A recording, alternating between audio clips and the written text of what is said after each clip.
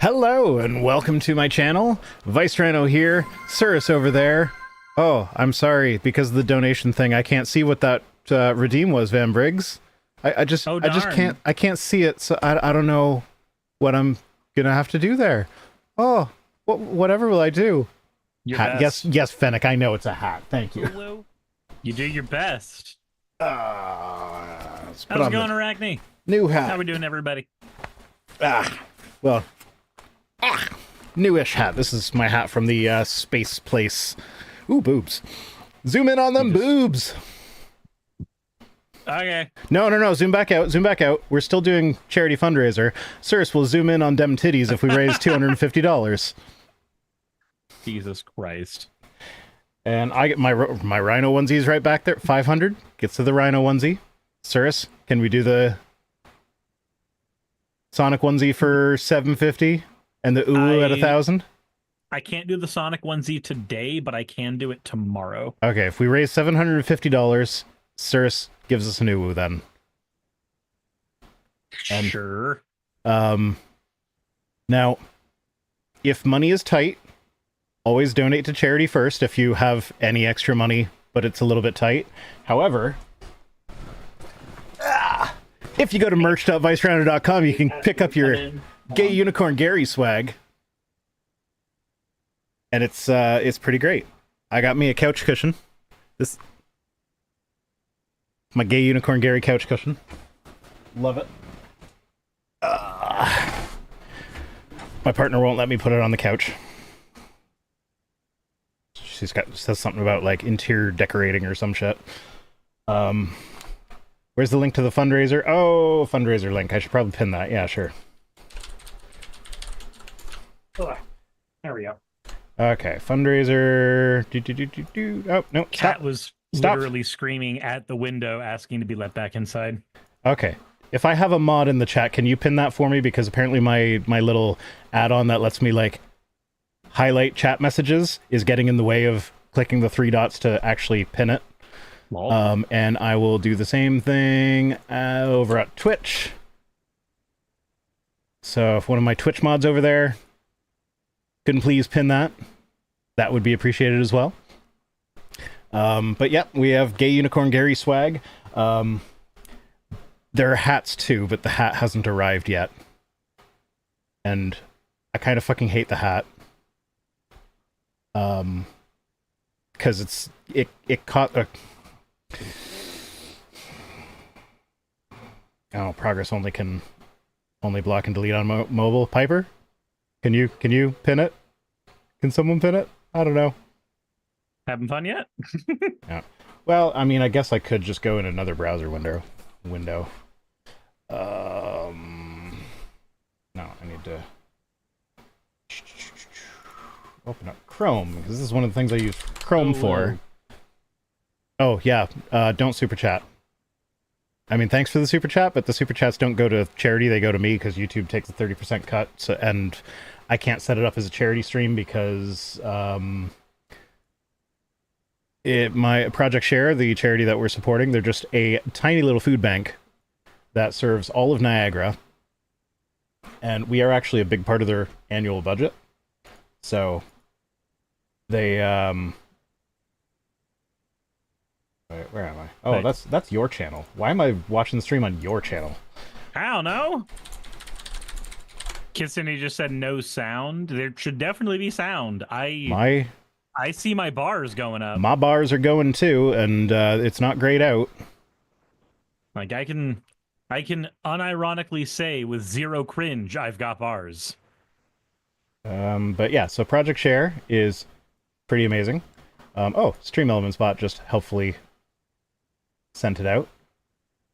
Oh, that was Rosina saying just a test. So yeah, thank you for the $1.99, Rosina, but send money to Project Share right now instead of me. I won't...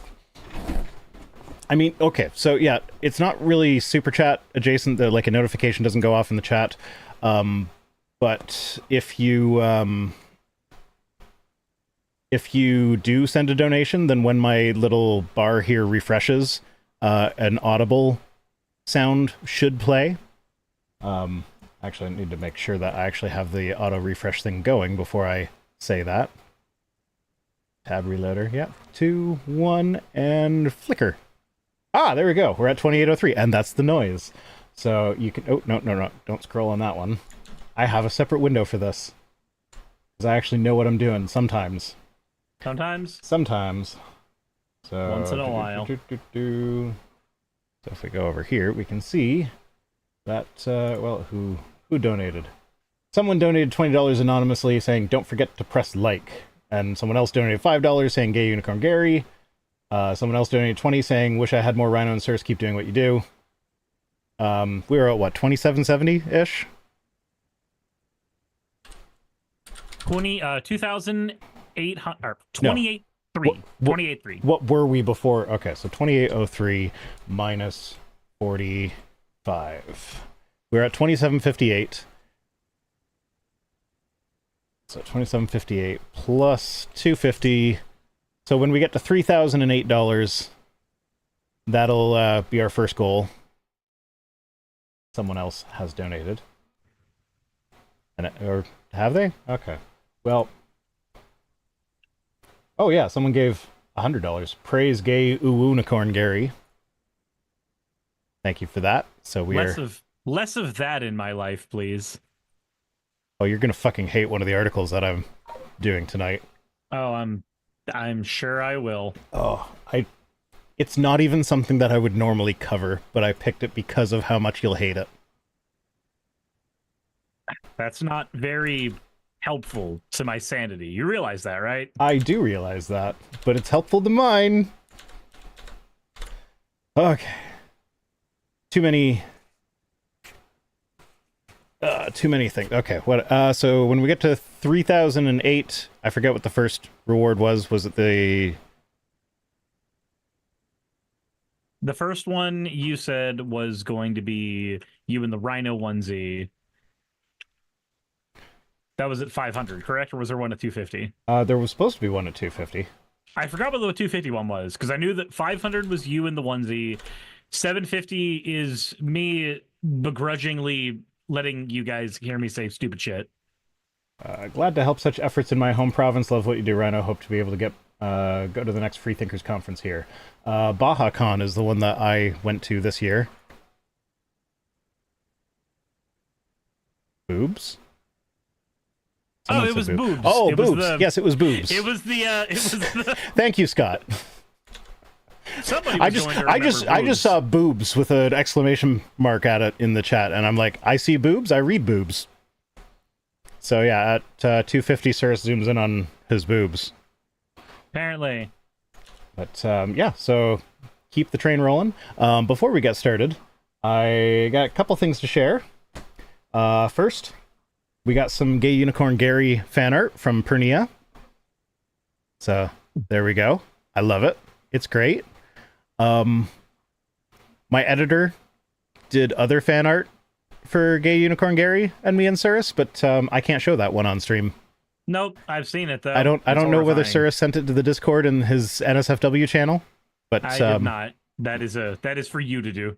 I would have to install Discord for me to do that. Ah, that's entirely fair. Well, I guess nobody has to see it ever now. I mean, we talk to each other in WhatsApp infrequently enough that for a good chunk of time after I sent it to you, every time I opened WhatsApp, that was like the first thing that showed up. It's just like, oh yeah, there's me coming on Cirrus's face with a unicorn horn up my butt. See, what's weird is that, like, that's infrequently for you, but that's really frequently for most of my friends. Okay. So, like, I'm just sitting there like, do we talk infrequently? Wait, hold on. I mean, Am I the broken one? I think I might be. I just assume that I'm a bad judge of this sort of thing.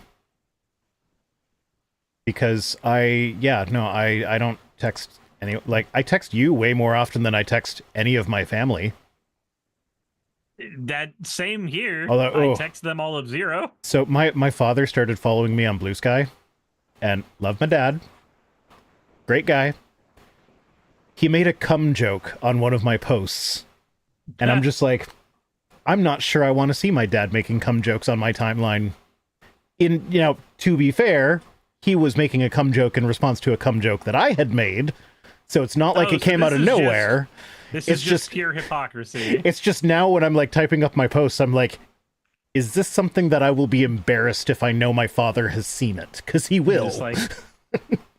So I know that my mom has watched some of my channel, like at least 2-ish hundred episodes, somewhere around there, like some obscene amount of content. So I know whenever I say something, there is a non-zero chance she's going to hear it.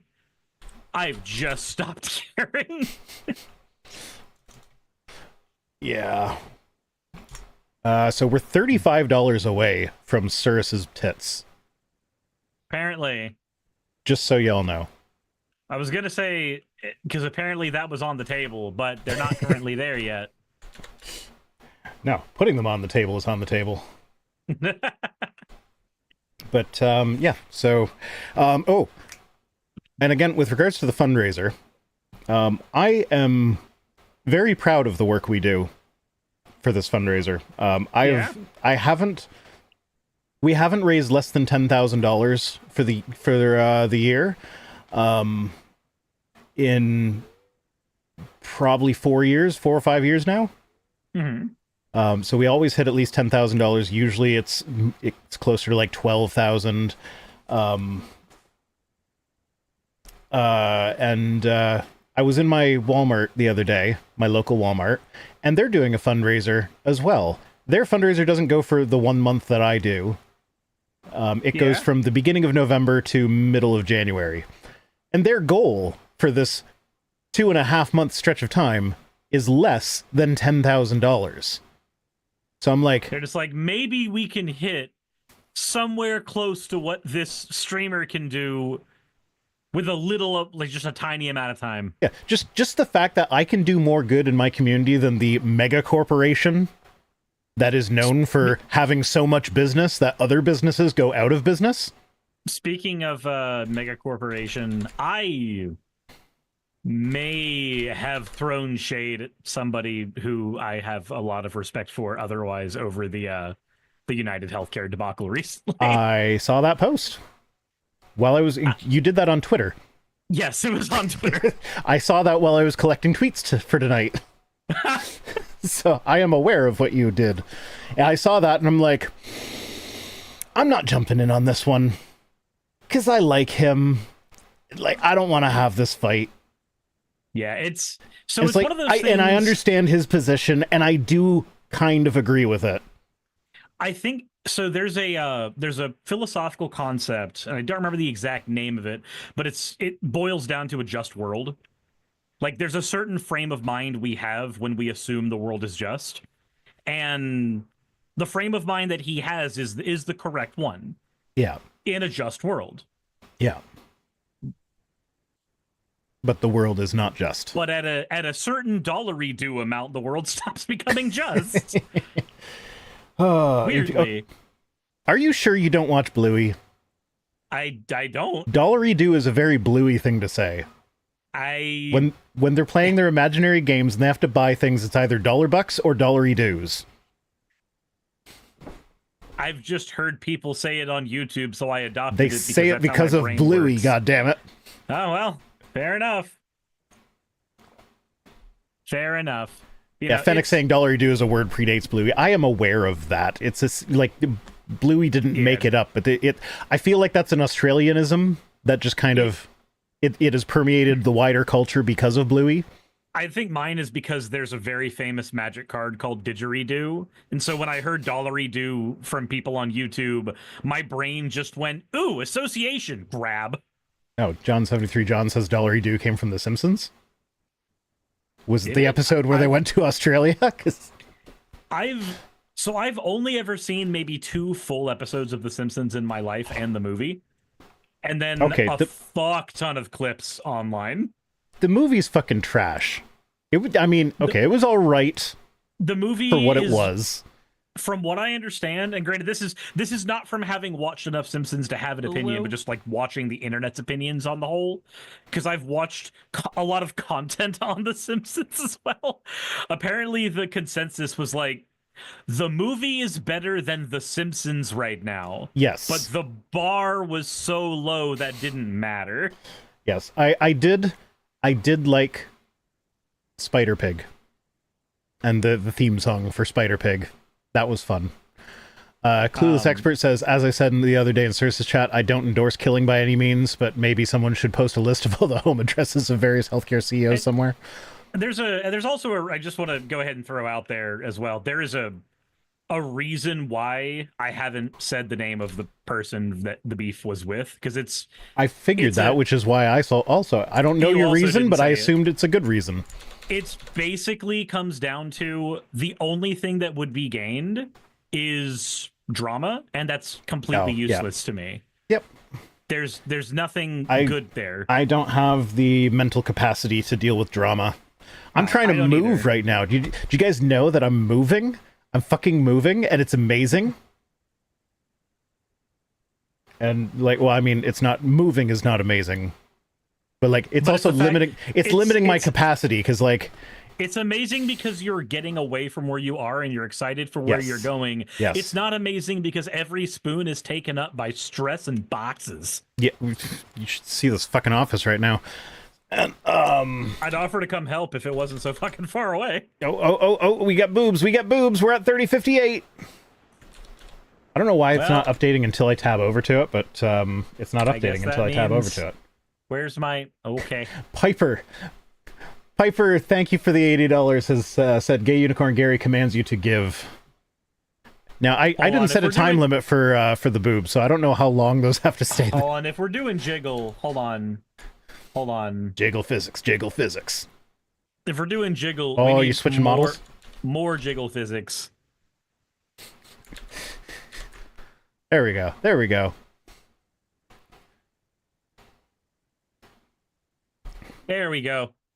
The slime boobies have my much more milkshakes jiggle. Bring all the boys to the yards. My milk is better than yours.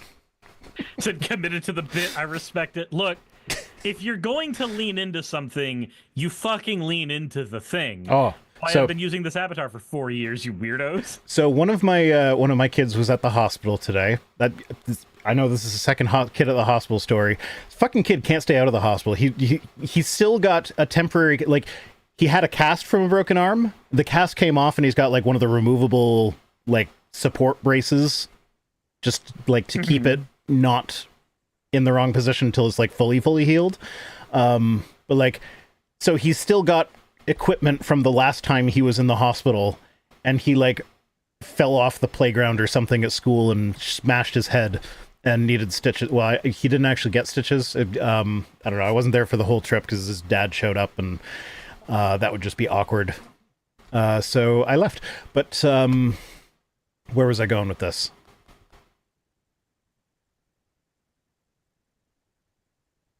What did you say? It was, we were talking about tits, and then something that you said. Committing to the bit? Was that Committing to the bit, leaning into it. Leaning into it. I don't fucking remember where it was going, but it was adorable. So he just saw the Lion King stage production yesterday with his mother, which is amazing. And he's massive Lion King fan. Like, he watches all those stupid AI summary videos and all the ones that go into like the genealogy of all the lions. So like, he can tell you who everybody is, who everybody's daddy is, who their kids are, who they're related to. He knows all that shit. And so we were as we're waiting to go into the urgent care center, I'm trying to get the information out of him so I can communicate with the triage nurse. Like, okay, how did this happen? Sort of thing. Is like, a kid comes in bleeding out his head.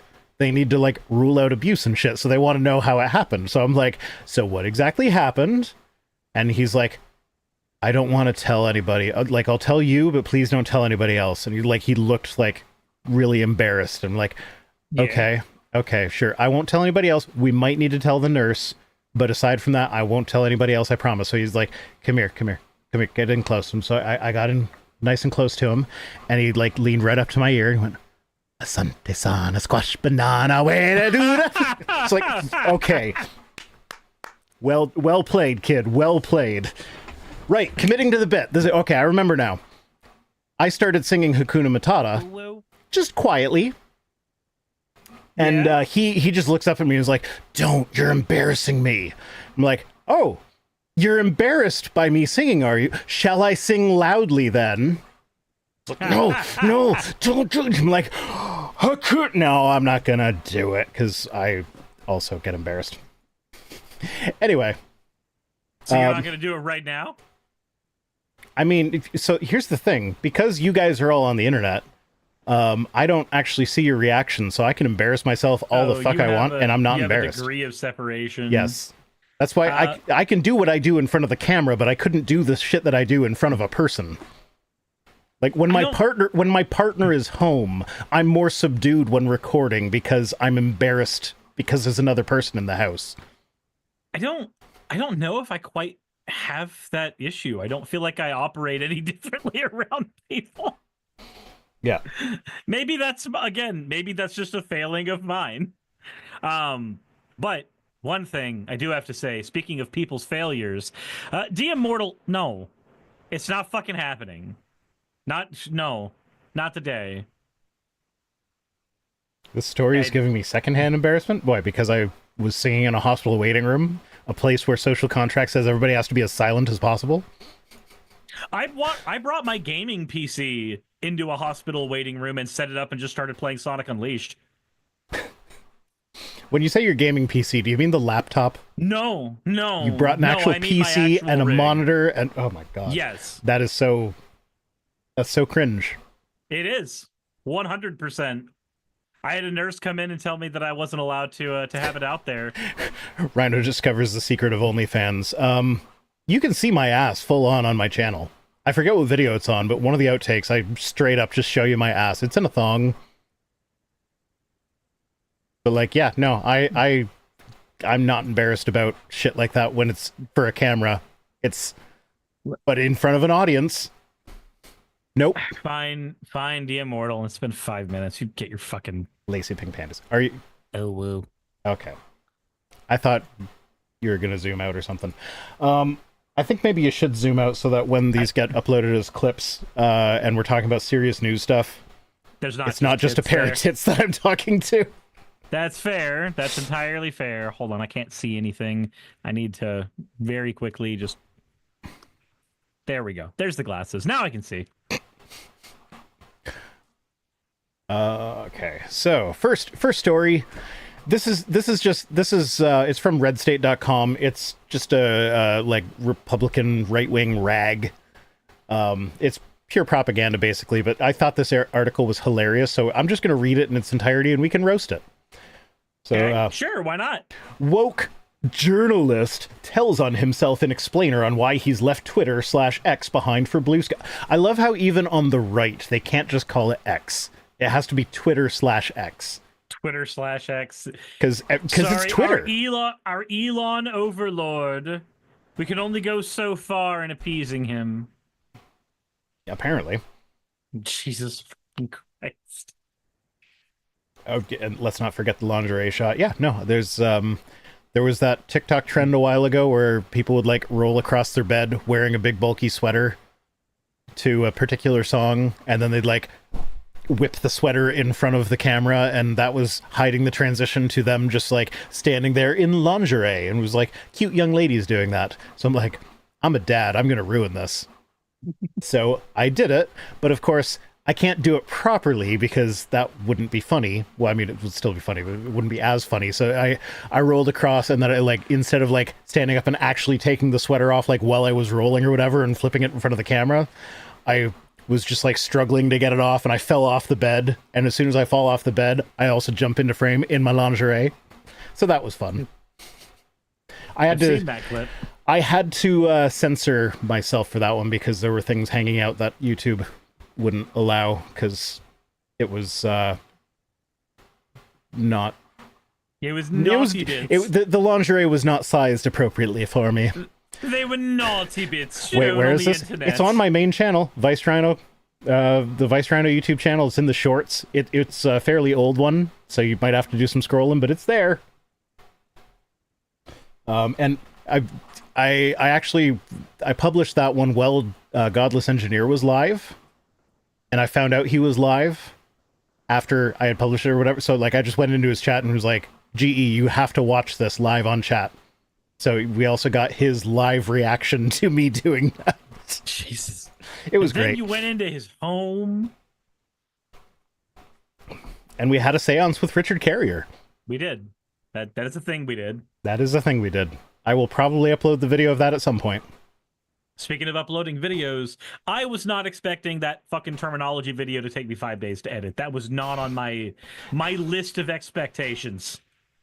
Well, how's it doing metrics wise? I know you were worried about that. Let's check real quick, actually. YouTube.com.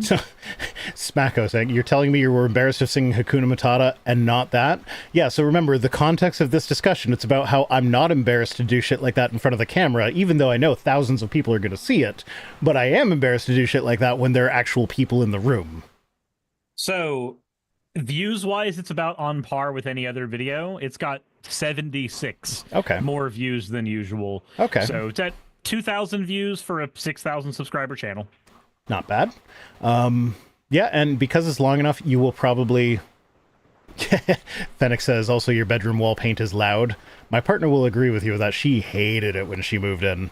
It is white now, because we're trying to sell the house and nobody wants a bright orange bedroom except for me, apparently. But yeah, no, so I played that on repeat on like 0.5 speed while muted in the background because I knew you're worried about the metrics. So I'm like, yeah, I'll do what I can to help. I appreciate that. I appreciate it. I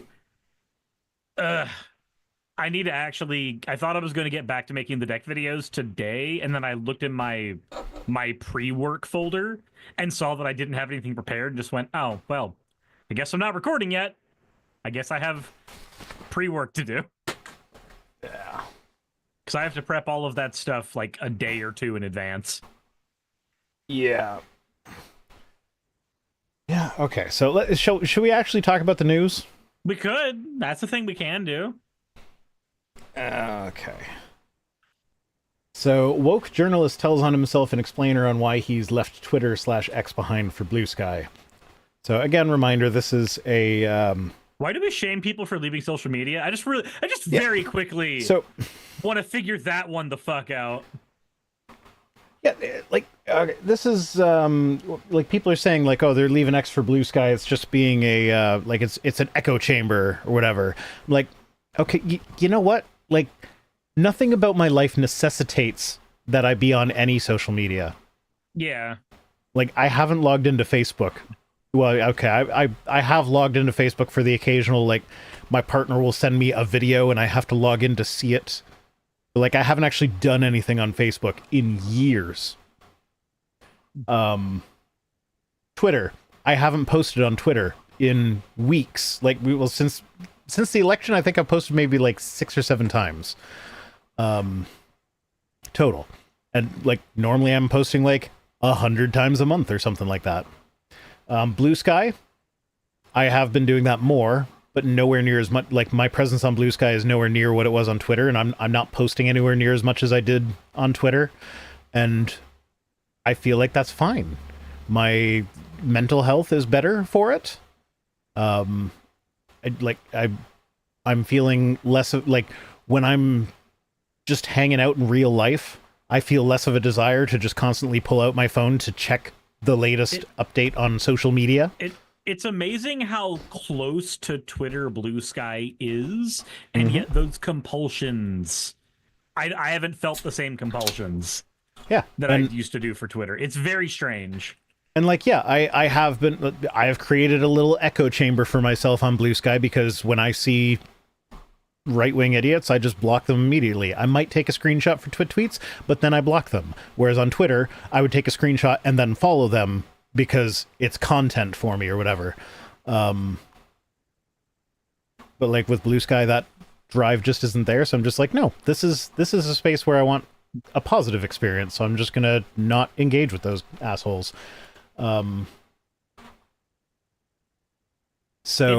It's an overall much better experience. Much better from a UI UX side, not necessarily from a corporate side, because the corporate side wants you to be addicted. Well, one of the things that is positive about Bluesky is they don't appear to be artificially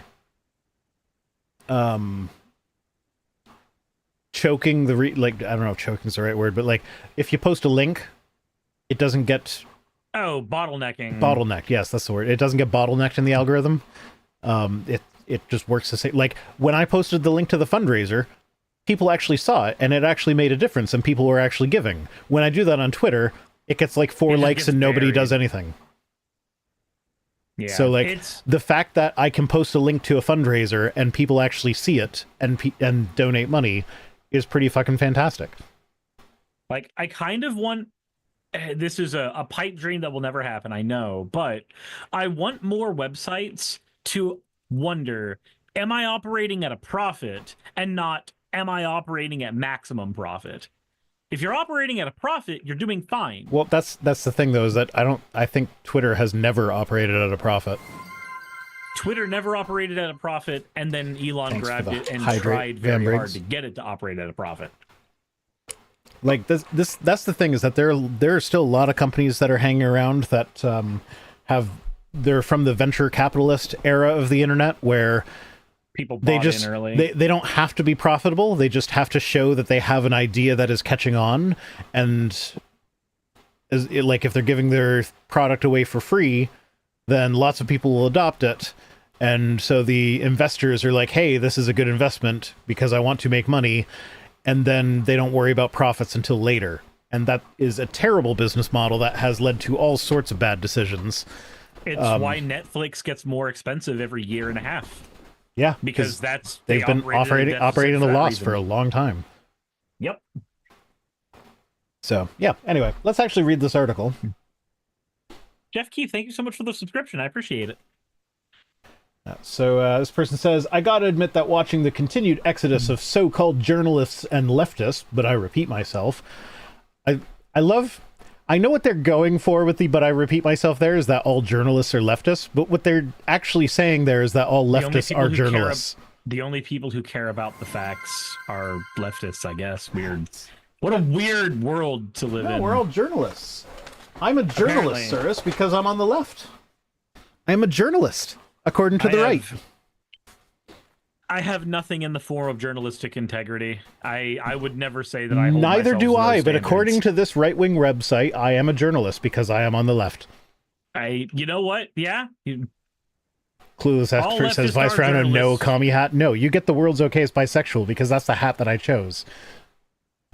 Commie hat's in there, but I need a few more hats before it shows up. It's 2 down. I might skip the wizard hat, so maybe 1 down. Flower hat's still above it. Rhino. So exodus of so-called journalists and leftists from Twitter/X to Bluesky has been a real hoot, with the virtue signaling on display from some of these same folks already at levels that are perhaps even higher than what was seen on social media at the height of the pandemic. So, the virtue signaling during the pandemic was, hey, I got vaccinated, so I'm less likely to kill people that I interact with. Yeah, and that's, like, don't get me wrong, that is a textbook virtue signal. However, that does not make it a bad thing. No. That's the weird thing. Like, we have this idea that virtue signaling equals bad, and I think it's because there were a lot of right-wing YouTubers for the longest time that used it to mean that. Yeah. So, well, okay, here's the thing. People on the right talk about virtue signaling like it's a bad thing. But they do it all the fucking time when they say they proselytize. I think it's projection. Because surely not. The reason they see virtue signaling as a bad thing is because the only reason they would ever signal any virtue is because that's what people are expecting to see from them, so they do it specifically to engage with their audience in order to garner a profit of some kind. They virtue signal for the grift, whereas when I post a picture of me getting vaccinated, I am like that. Yes, that is virtue signaling, but I specifically took a picture of myself getting vaccinated and posted it because I know for a fact that research shows telling people the facts about vaccines not going to change their minds. People don't change their minds when you tell them facts.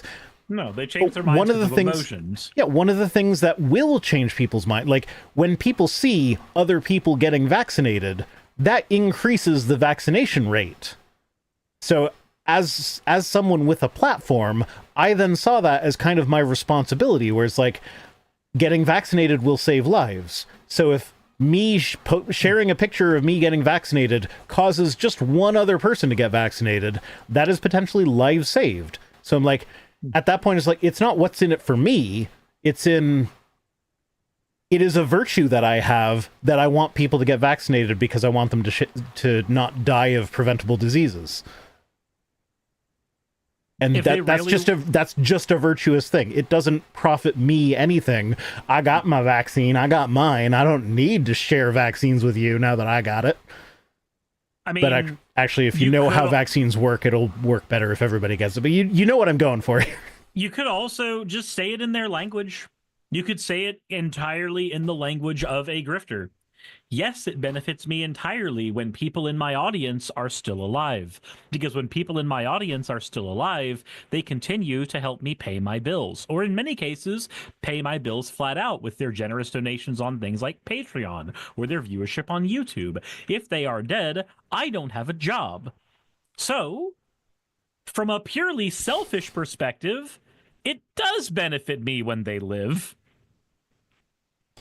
Yeah, okay. If you need to say it in their fucking language, I will. Yeah, okay, but that's not what I was thinking when I posted it. It was just like, I know. I hope people get vaccinated. And like, yeah, you can call that virtue signaling if you want, but like, that's just me having a virtue. Like, believe me, I understand you're a better person than them. That wasn't up for debate. That wasn't what I was trying to figure out. Okay. Yeah, but anyway, so yeah, they're talking about virtue signaling like it's a bad thing because that's how they would use it. They would use it as a manipulation tactic, not as an honest virtue. They say, as we've documented, Bluesky at its core has become a safe space of sorts for Donald Trump / Elon Musk averse figures on the left and in media who have stated, among other things, that social media platform is intolerable now due to Twitter / X's owner's support for and professional involvement with the president-elect. Okay. Another fun thing. Why are safe spaces bad? Why is it bad for places to be safe? Like, I'm tired of seeing news about Donald Trump all the time. That's why I'm not really, like, we're not focusing on that on this show anymore, because I'm tired of it. So, like, what is wrong with, like, I'm tired of it. I don't want to see this anymore, so I'm not going to subject myself to it. Oh no, weird. That's a safe space.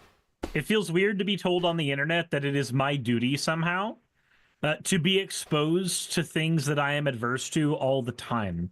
There is a certain level to which I agree that one should be exposed to things that they are adverse to. Like, for instance, it's probably a good idea for you to be exposed to the realities of the United States medical care system, because doing so... No, I'd rather not be exposed to that. Thanks, I like my socialized healthcare. I understand, but for people in the United States, there's this thing that we have lacked for a very long time, and it continues to get eroded, and it's called class consciousness.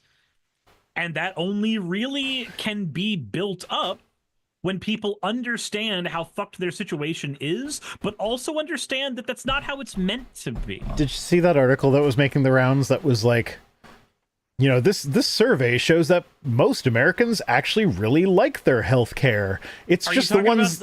It's just talking about the one that said that, like, this shows that Americans, because we are so rich, no. That's that's a tweet later. That's a tweet for later. That's a tweet for later. No. There was an article that was like, I think there was a Gallup poll or whatever that talked about people's satisfaction with their health insurance providers. Yeah. And what they found was that healthy people are happy with their health insurance providers. Sick people are not. And people were posting that, like, the framing in the article and how people were posting it was like, see, everybody loves it. Like, most people love their healthcare providers. See, the data shows it. But what the data actually shows is that people like their healthcare providers until they have to use them. Which, to me, says your healthcare system's shit. Mm-hmm. So, yeah. That was funny. Anyway, among the reasons they've given for fleeing is that Musk is not as quick to throttle/ban offensive content. Read opinions our supposed intellectual betters don't like. Read trans people deserve equal rights. Like, I'm willing to say that I am better than somebody that doesn't think a trans person deserves the same rights as them. Agreed. I'm willing to just start... If no matter how I word the things I say, somebody on the internet is going to say that I'm arrogant and I am not convincing the people that I should because of my arrogance, then I'm just going to start actually acting arrogant. Yeah, no, if you think trans people don't deserve equal rights, then I don't give a fuck what you have to say about anything after that. Your opinion no longer matters to me. Is that a genetic fallacy? Technically, yeah, but I don't fucking care. That's the fun thing. Fallacy also doesn't mean something is incorrect. That's why we have the fallacy.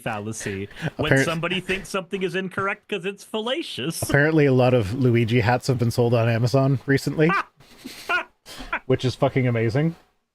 I should probably get one and just wear it to my local card shop with no explanation.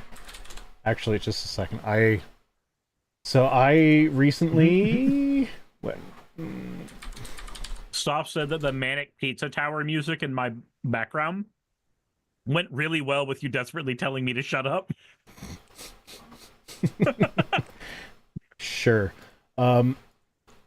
Shut up. Okay. Was that the fucking pronouns guy? No, that was H-Bomber guy. Oh. So no. I just the other day I watched his video on the Transformers midlife crisis thing. Okay. And if you're familiar with that video, he's talking about how Unicron is like this big bad guy who's not really malicious, but like it's just a cold and senseless will kill you because it can, because that's just how it feeds sort of bad guy. It eats planets. Yeah. But the entire time he's talking about it, he's got a Luigi plushie in the background. So I commented on that video The presence of the Luigi in this video recontextualizes it to be a prescient commentary on the state of the healthcare system in the United States, with Unicron being the health insurance industry grinding along cold and senseless, will just kill you because it can. Like, yep. So now everybody needs to go to that H-Bomber guy video and thumbs up that comment so that it actually gets some visibility, because a comment on a 5-year-old video that just happened a couple days ago is not going to get visibility on its own. Where's my hover car? Thank you for the follow. Where's my hover car? I want a hover car. You just had that whole fucking scene from the Harley Quinn show. I bought in years ago, Bruce! Where's my flying car, Bruce? I don't know that show. It's, I mean, Harley Quinn from the Batman series. I know who Harley Quinn is. Right. So the show is about her realizing that the Joker is an abusive piece of shit, leaving him and going to become her own person. Okay. And it's a comedy, though. So there's a lot of stuff that is played at DC Comics' expense. Can you really do anything with Harley Quinn that's not a comedy? That's not going to be a comedy. Her character just doesn't lend itself to not comedy. So that was the Joker, who had grabbed Bruce Wayne and like tried to kidnap him for some scheme, some kind of harebrained scheme, and just like started yelling at him about how he invested in Wayne Tech years ago and he was promised a flying car and he didn't get a flying car. So this is now personal for him. Tesla drivers still ain't getting full self-driving. I know, right? But, yeah, so they Musk is not as quick to throttle/ban offensive content. Something they say has only gotten, in their view, worse since Trump won his second presidential term on November 5th by defeating Vice President Kamala Harris. So no, it actually got worse.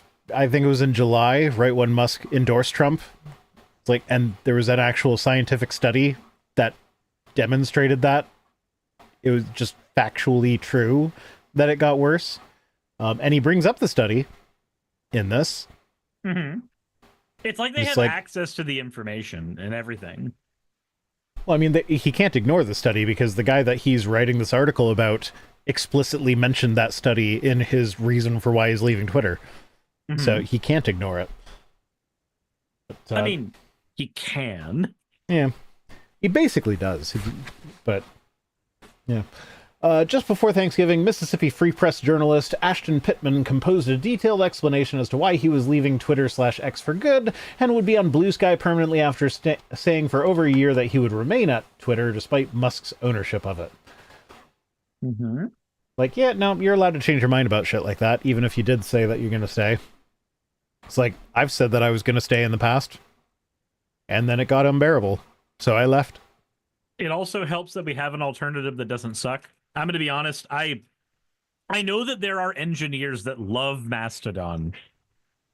I can't. I tried Mastodon. I was like, I did Mastodon, I did Threads. Threads was okay. It was just, oh, yeah, that's right. Lady Merlin says, did you hear Legal Eagle is suing the government to preserve evidence in Trump's criminal case? Yes, I did hear that, because I watched that video today, too. That's the thing about ADHD is, while my brain is trying to think of ways to avoid doing actual work, I will do work-adjacent things like watch the Legal Eagle video or watch the Some More News video. But yeah. Entirely valid.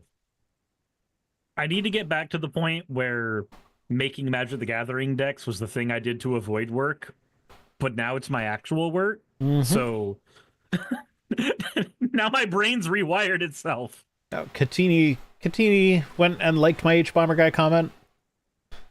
All y'all need to go there. Maybe I should provide the link for the video. I closed the tab. Helpful. Reopen close tab is a button that works. Nope, that's not the right tab. Shadow Wolf, thank you for resubscribing. Hi, Shadow Wolf.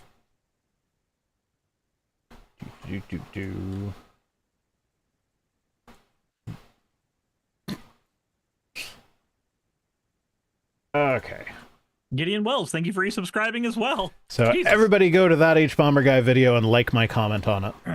If you sort the comments by most recent, it's not the top one, but it's close to it.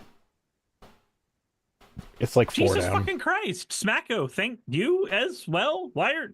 All you people throwing money at Cirrus, go donate to the fucking charity. Go throw money at charity. Donate.vicerhino.com. I'll even make it easy for you. Hold on. Check this out. Check this out. By the sound of it, cool Rhino just reopened porn. No, that was H-Bomber Guy sighing. I can just do this. I can go... Wait, hold on. Whoa. You can go, ooh, what? That's what I heard. No. You don't have your thing linked in today's video. Oh, in the description? Yeah. Well, fuck me. You have it as a pinned comment from Stream Elements, but you don't have it linked in the actual video. I'm bad at my job. What can I say? Look, neither of us are what I would call the best at our job, but I think that together we are like at least 2% better at our job. Okay. Edit description.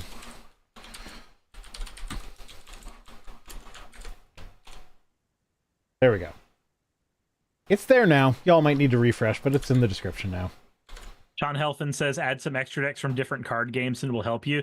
Problem is the only other card game I'm focusing on right now is a made-up format for Yu-Gi-Oh, which nobody plays.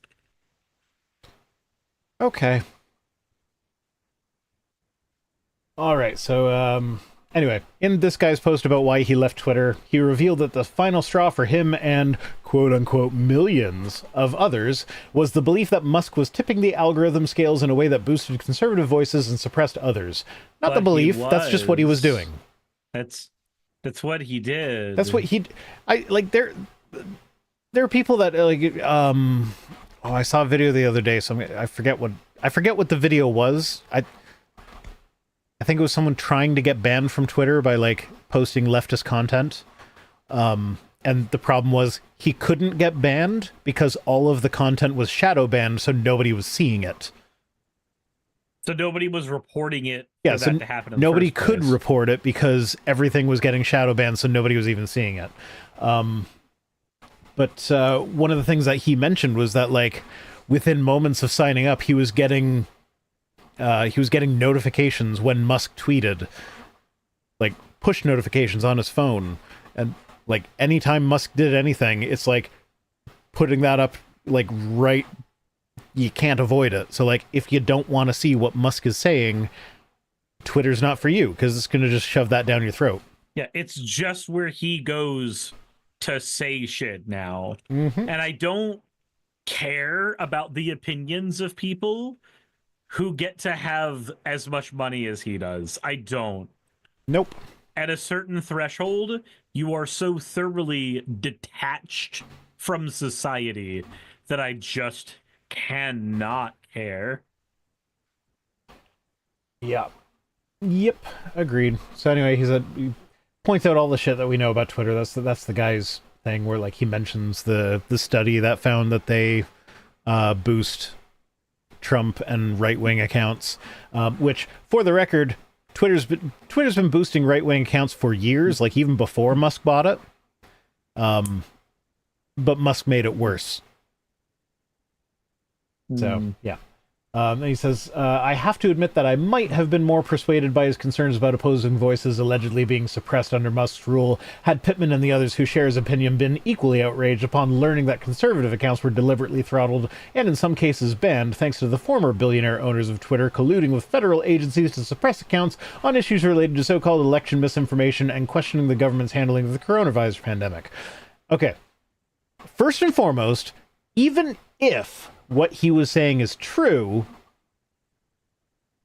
that's still saying, like, I have my echo chamber at Twitter, and you're bad for wanting an echo chamber on Bluesky. You should be here where there's more people like me. Best case scenario is he's saying that Twitter is an echo chamber, and that's okay, but Bluesky is an echo chamber, and that's not okay. That's the best case scenario. Hats. Look. Okay. Fine, I'll do the communism hat. And I saw someone comment about the octopus hat earlier. It is in the box. I just haven't gotten to it for a while. I really like the hat, but it is uncomfortable, so I generally don't. So next hat, I will make the octopus one. But yeah, no, so like best case scenario here, he's saying that like I like my echo chamber and you should join it instead of going to another echo chamber that's just a different echo chamber. And that's the best case scenario. I like the people who agree with me, not the people who agree with you. Yeah, but in actuality, what's been found is that Twitter has always boosted the right-wing voices and suppressed the left-wing voices. Always. Just before, it was a matter of, like, the right-wing was just good at getting the rage bait, where more people would interact with the post, even if they didn't like it. And so, like, that's where the right-wing boost was coming from. So, like, it was kind of an organic boost because they were just good at getting the engagement.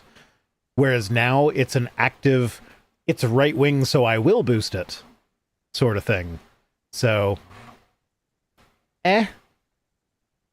Oh, boy. I don't fucking care. So, like, best case scenario here, he's a hypocrite. And worst case scenario, he's just wrong. Yeah. Welcome to the internet. Says Welcome to the internet. It won't shock anyone reading this one bit to know that Pittman is, in fact, a proponent of suppressing content, as long as the content is at odds with his wokest worldview. Wait, hold on. I just real quick. I want to ask: does he think that we should watch live murders? Does he think that live murders should be a thing that we watch? Do you know how many times I've been scrolling Twitter and seen someone actually die? Yeah, I know. Just I've seen it too. Some random trying to go viral through posting. Should minors watch porn? Like, should minors actively have porn thrown in their face immediately? No. Actual pornography. Okay, cool. So hold on. So what I'm hearing is that there is a likelihood that there is some content that maybe, possibly, should be moderated. Should be repressed and moderated. It's really weird. That's the sound that says we got another donation. We are at 3068. The rule has always been everybody is some sort of free speech advocate. However, everyone has a line where they think the free speech begins and ends, and everybody's line is different. Free speech is not absolute, and that includes people who say that they are free speech absolutists, who included Musk, but Musk is actively suppressing anything that's not right-wing right now. I would argue that pornography is a form of speech, and it is a form of speech that children should not be forced to watch. It is a matter of case law that pornography is a form of speech. That it's a form of speech. Yes. So, again, we're $190 away from me putting on the Rhino onesie. Just saying. Everybody has a line. Also, Stoff, thank you for the hydrate. But so the thing that he posted to say that this journalist is in favor of suppressing speech is that no responsible social media platform should ever platform stochastic terrorists. Now, to be fair, we have engaged in some mild stochastic terrorism on this channel. Correct. It gets worse every year. It does, and I'm not apologetic for that fact. Like I've said many times before, there are people on this planet whose deaths I will not mourn and will see as a net benefit to society. United. Well, okay, so you saw that thing where Blue Cross Blue Shield was like, we're not going to cover anesthetic for the whole duration of the surgery. Yes. They announced that in November. Then on December 4th, a CEO is assassinated of a healthcare thing. Yep. And then the very next day, they're like, actually, no, we'll cover the anesthetic. It's okay. So, like, kind of, sort of. They lifted it in like 2 of the states. Okay, but like, if that decision was a result of the assassination, then lives will have been saved as a result of the assassination. So, just pure trolley problem dilemma. That death was a net positive for society. Like, it's not that complicated. And I'm not going to apologize for having that view. Now, I'm not going to say that I condone extrajudicial killings. I would rather have seen him brought to justice, because like apparently he was under investigation for like insider trading and shit. And I'd rather see you just have a single payer system that is socialized like Canada. Excuse me. Or probably not like Canada, because Canada actually has one of the worst socialized healthcare systems in the world. Probably something more like in Europe. The problem we run into, though, is that the insider trading, I'm going to be perfectly honest, I can't give a shit about. Yeah, what I give a insider shit about, trading doesn't kill people. Yeah, what I give a shit about is the actual piles of bodies that have been laid at the feet of reality because of the direct actions and decisions of this man. Those are the things I give a shit about. That's not the stuff he's under investigation for. That's never the stuff that these people will be under investigation for. It's never the stuff they ever will be investigated for, because we have so many layers of protection for this kind of legalized murder. Mm-hmm. Yeah, so he goes on to say, got it, you're a stochastic terrorist and a fascist if you believe all life, including the unborn, is precious, and believe women should feel safe in dressing rooms and bathrooms and not have to compete in women's sports and risk serious injury against those who weren't born women. That's virtue signaling. Every word he's using is virtue signaling. Well, I mean, I'd say it's the reason why he believes those things. I'd say it's bigotry signaling more than virtue signaling. Because I don't virtue signaling because he feels like it's virtue. I don't feel that bigotry is a virtue. He does, feel like it's apparently, but the problem is that the difference between a vice and a virtue depends on the perspective of the person. From his perspective, he thinks it's a virtue. Or Leonari. I'm not sure how to say that, but they say vice signaling. That's someone named Vice Rhino. I disagree with that. But no, for him, it's virtue signaling to the right. He thinks that he's advocating for the rights of women, but he's really advocating for the control of their bodies. He thinks he's advocating for the safety of women, but what he's really doing is advocating that trans women should feel unsafe, because we have the stats to bear out that that's what happens when you force them into different bathrooms.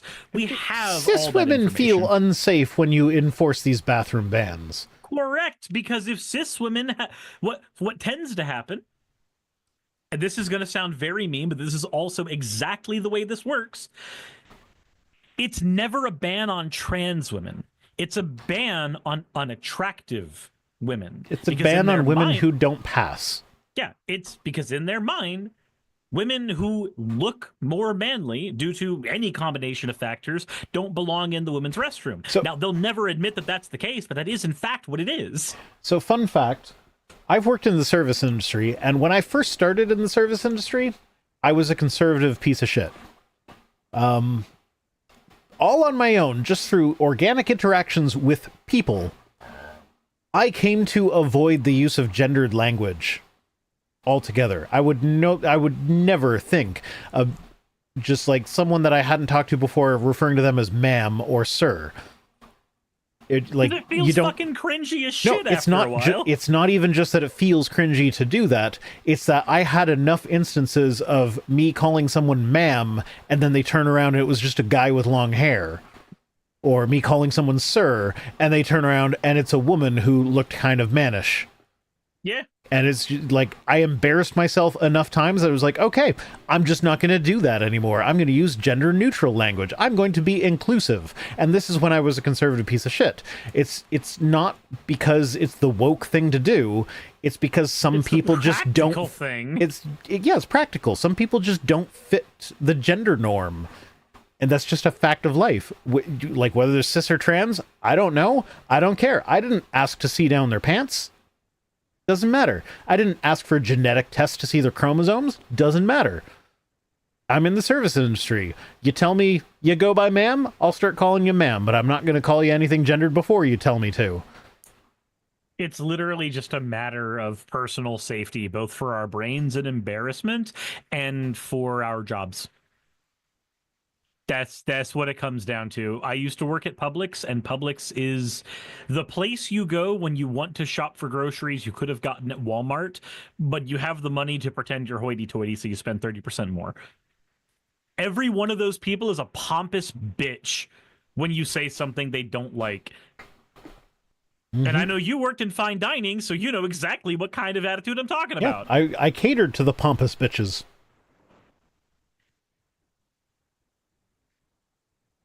Although fine dining is fun because sometimes you get the people that like they're just genuinely generous people that just somehow fell into money. Mm-hmm. Like there was one guy that was a regular that like I kind of hated him because he was always like he was very needy, and he would always close out the like he'd be the last table in the restaurant as like a big table that takes a lot of work, but he was very generous. Like he tipped very well. So it's like, yeah, he's needy, he's difficult, and he's going to keep you there late. But he makes sure you're compensated for it. He's also going to keep your groceries completely stocked. Yeah.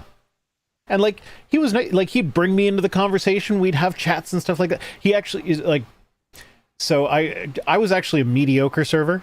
I cannot fake a personal connection with you. I either connect with you or I don't. And if I don't connect with you, you'll get okay service.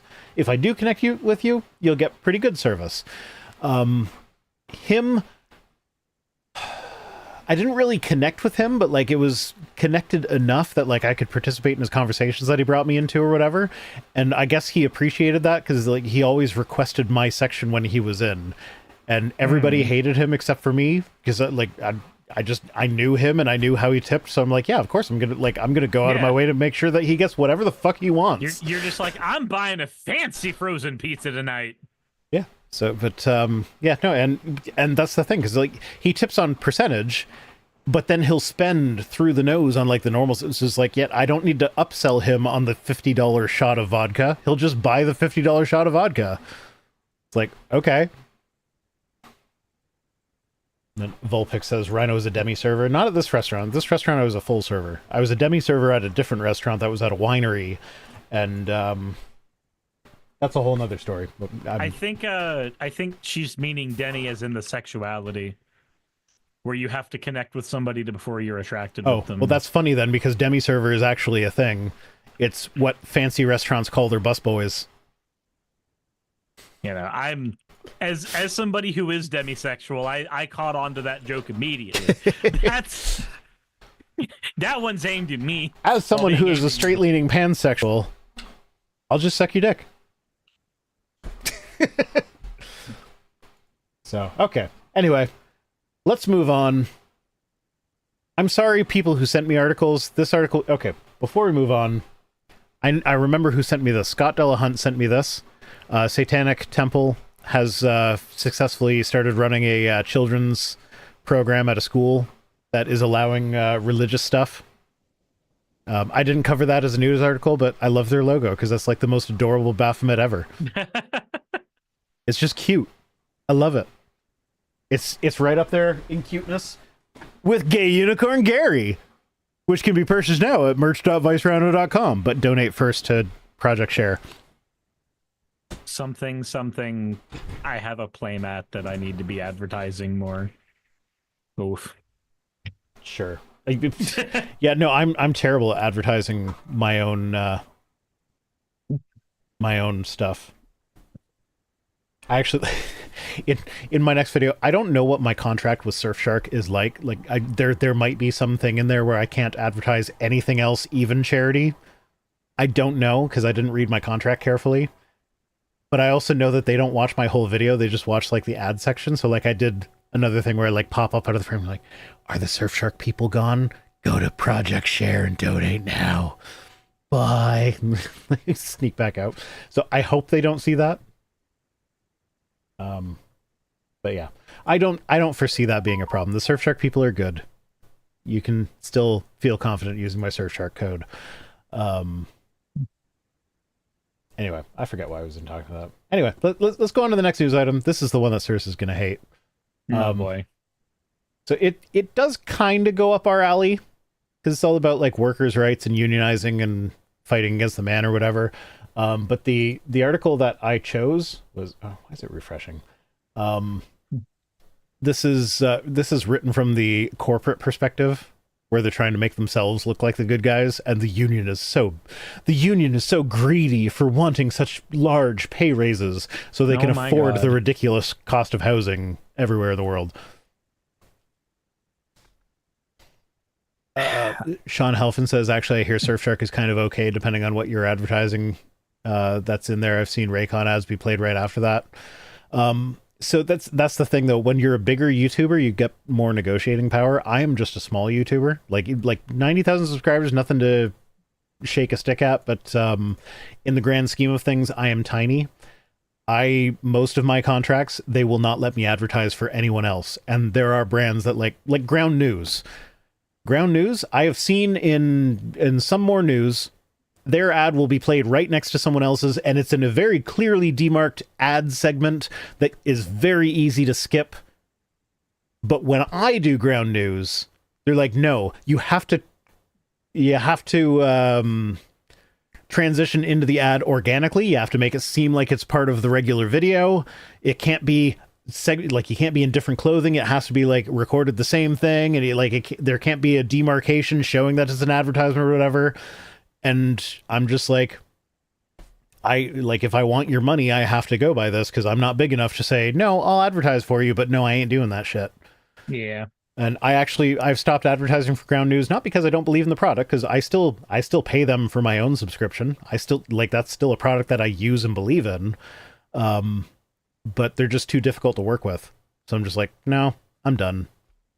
I can't be, but I still haven't gotten paid for my last Ground News ad, and not because they are stiffing me, but because their system of getting paid is just so fucking nightmarish for someone who's not in the United States, which is weird because they're a Canadian company. But because of how they pay out, it's just such a hassle that I just haven't even gotten around to it yet. Jesus. And every now and then their rep will email me and be like, hey, you need to actually do this. And I'm like, yeah, but every time I try, it doesn't fucking work. So I'm just done with them. Yeah, Fennec says, damn, just mail me a check at that point. I know, right? I have a PayPal. You could just send me the money there. But no, I gotta set up a separate fucking thing, and it needs verification from other fucking things that I don't have. And I'm like, nah, I don't know. It's a pain in the ass. What about Raid Shadow Legends? Shadow Legends. I've turned them down so many times. But I'm willing to take their money, but fuck Raid Shadow Legends. Yeah, no, I've just turned them down because I'm at a point where I barely even I haven't billed Surfshark since July. I just sent them 5 or 6 invoices, and it's because they use a service that it actually is fairly easy compared to other advertisers. But one of the issues with it is they use 2-factor authentication, but they don't do it by text message or with an authentication app. They do it by calling you. But then when you log in, it can take it 5 to 10 minutes to generate the call where they tell you the code. And then, but the code's only good for 5 minutes. So if they call you after 7 minutes with a code that expired 2 minutes ago, it's okay, well, now I got to hit resend code. And I was doing this the other night, and I was messaging you while I was doing it. It took me 25 minutes just to log in. And it's kind of ridiculous. Once you are in, it's way easier than all the other sponsorship stuff. I just upload my invoice, and everything else just handles itself. But just the act of logging in is annoying. And I have ADHD, so I'll start trying to log in, and then it doesn't work, and I give up, and I go on to the other thing, and then I forget about it for a month. That, I encountered the smallest bit of friction. Goodbye. Mm-hmm. Welcome to lack of executive function.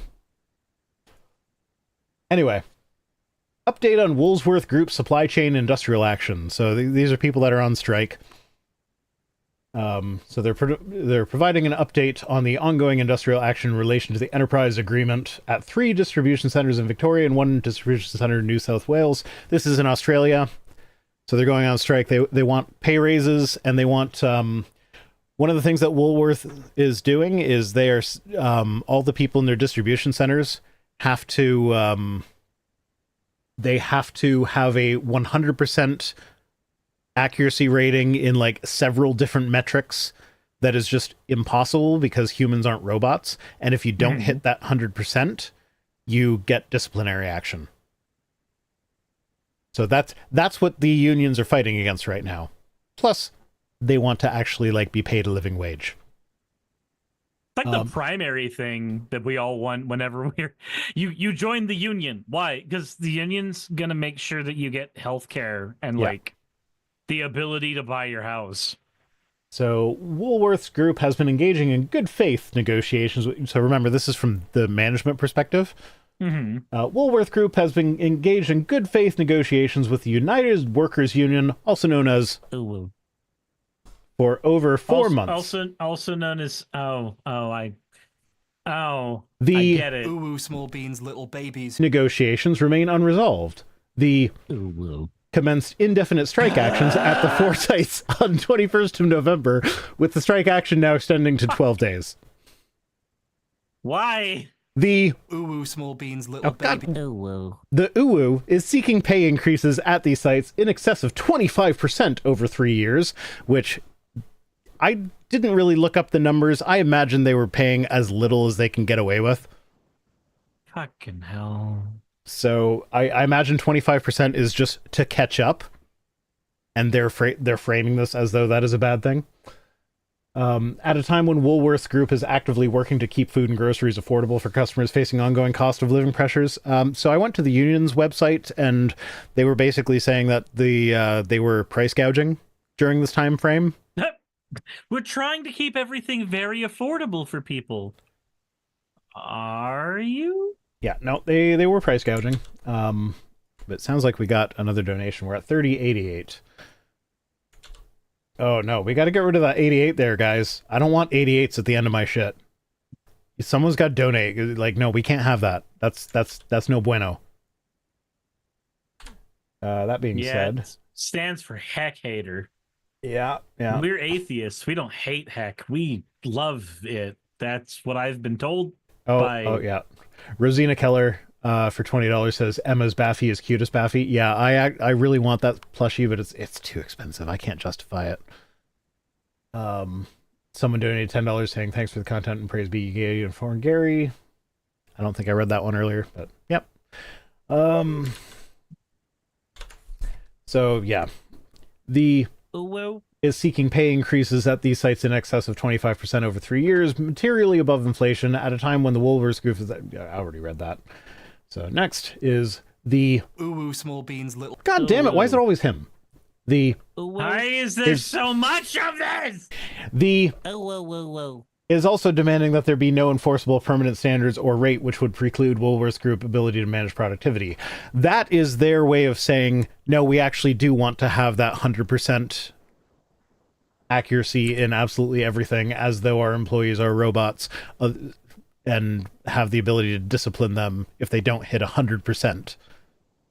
So, like, that's kind of sketchy that they would phrase it that way. But, yeah, no, that's, however, the Woolworths Group has been unable to reopen the site due to picketing the site and refusing to give any assurance of safe passage for those team members who wish to work. So they're, the picket line is not letting scabs across, which you mean the thing seems that the fine. picket line's supposed to not allow? Mm-hmm. That's the whole point of a picket line. So like they're trying to play it as, oh, poor us. The people that are on strike are hurting us so badly, unnecessarily. It's not that they want to be treated like human beings. It's that they're making your life hard because you want the products that we sell. Leonari says, are you just pressing one button that cycles through the UWU recordings? Yeah, but it does it randomly. And there is one from H-Bomber Guy that's in there, but all the rest are Cirrus. There's one that's me, but I don't know which one it is. Ooh, small... That one's you, for sure, because I remember you doing that one. Bang, bang. Oh, whoa. Oh, whoa. Oh, whoa. Oh, whoa. Oh, whoa. Oh, whoa. Oh, whoa. Yeah, I don't. One of those is me. I don't know which one it is. Oh, whoa, whoa, whoa. Apparently, our voices are similar enough Apparently. that I can't tell. Apparently. But yeah, unions are good. Management is bad. Unions, despite what the right wing will tell you, unions are a product of the free market. They are not socialism that is anti-free market. That is the free market solution to companies taking advantage of the workforce. That is labor getting together and saying, hey, you want to purchase our labor? These are the prices that we've set. So unions are good, and unions are free market. So next time you hear a right-wing person talk about how unions are anti-capitalist or whatever, no, unions are a direct product of capitalism. Unions would not be necessary if it weren't for capitalism. It is the capitalist solution to workers being abused. We got a new donation. We are at 3093. We are almost at... I think we're almost at me wearing the onesie. Let's see, who was that? Nope, wrong button, wrong button. You know what? That is never the wrong button. Jesus Christ. So that was just someone donating $5 anonymously. So thank you for that $5 donation. Next, my Rhino onesie comes at $32.58. So we're like less than $200 away. I don't know. Let me do some quick math. Quick maths. It's $30.93. We're $165 away from me putting on the Rhino onesie. And we've got one more news item that I don't know. This one's I don't know how worth covering this one even is. Oh. It's oh god damn it. Oh, there we go. Carnival is removing the upside down pineapple door decorations. I'm sorry the person who sent this to me. I forget who it is. I didn't put a sticky note on this time. But this it's kind of like I've been covering Bluey related stuff, and this kind of has a Bluey connection because I did that one stream where it was like, oh, they're really swingers or whatever, and these are the different people that they're fucking. Mm-hmm. And somebody mentioned the pineapple on their pizza thing or whatever that I missed. And so apparently, so I have since learned that the origin of the pineapple as a symbol for swingers was actually from a cruise line that there were it was me, says Mark Fernkoff. So I'm thinking Mark Fernkoff is the one that sent this, probably. I don't know. It was me all along. Oh, Lady Steven. Merlin says the dono is me. Do not like the hated number. Thank you for that. Yeah, no, we're away from 88. Appreciate it.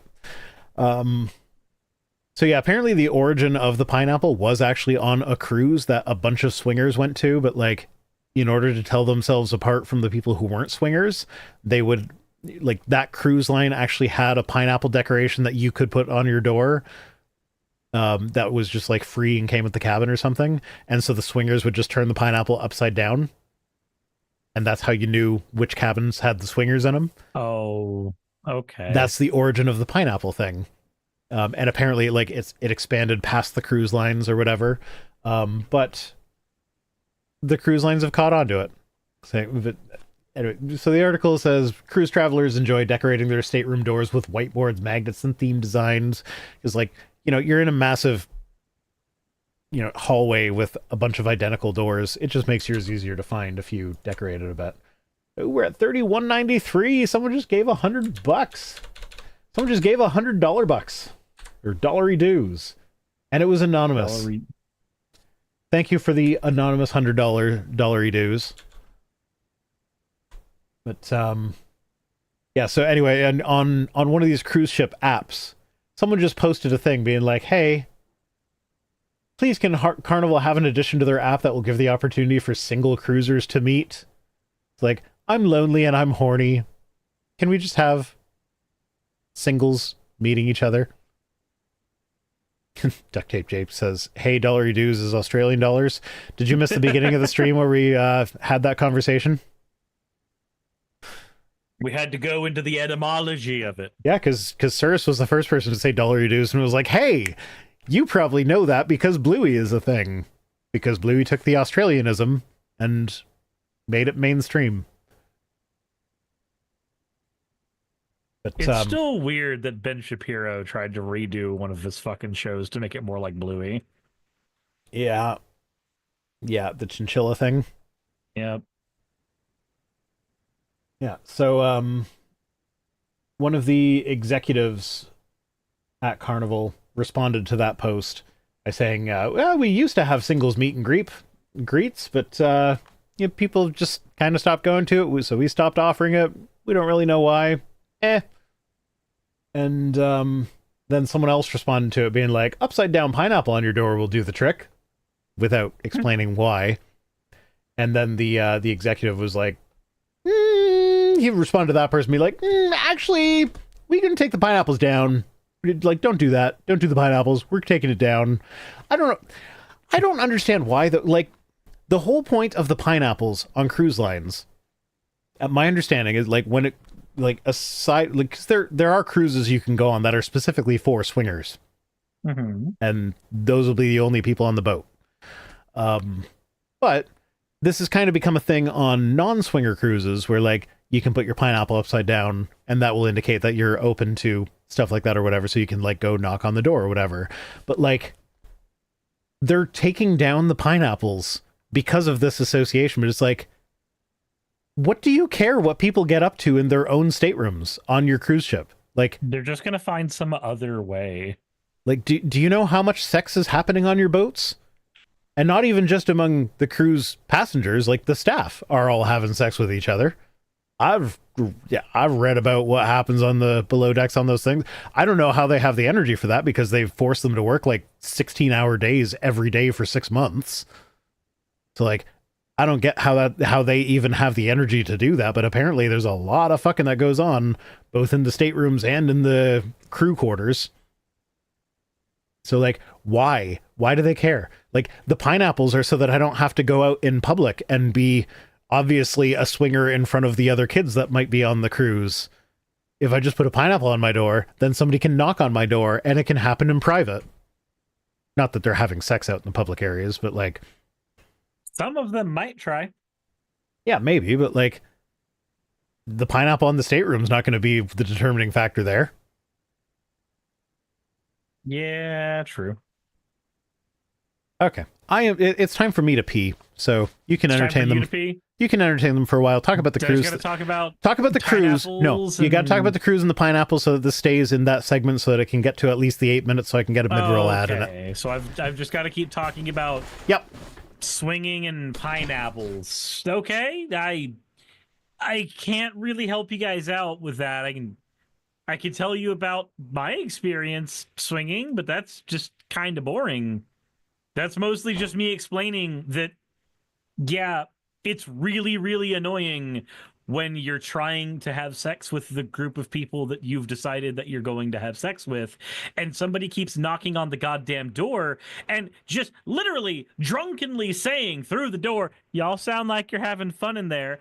Yeah, of course we sound like we're having fun in here. We're fucking, my guy.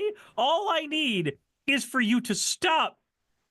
There is nothing that is more of a buzzkill for anybody in this room than hearing your desperate pleas over and over again. Because you're not the first person to do this. No, you're person number 5 or 6 or 7. Depends on how many minutes we've been at this.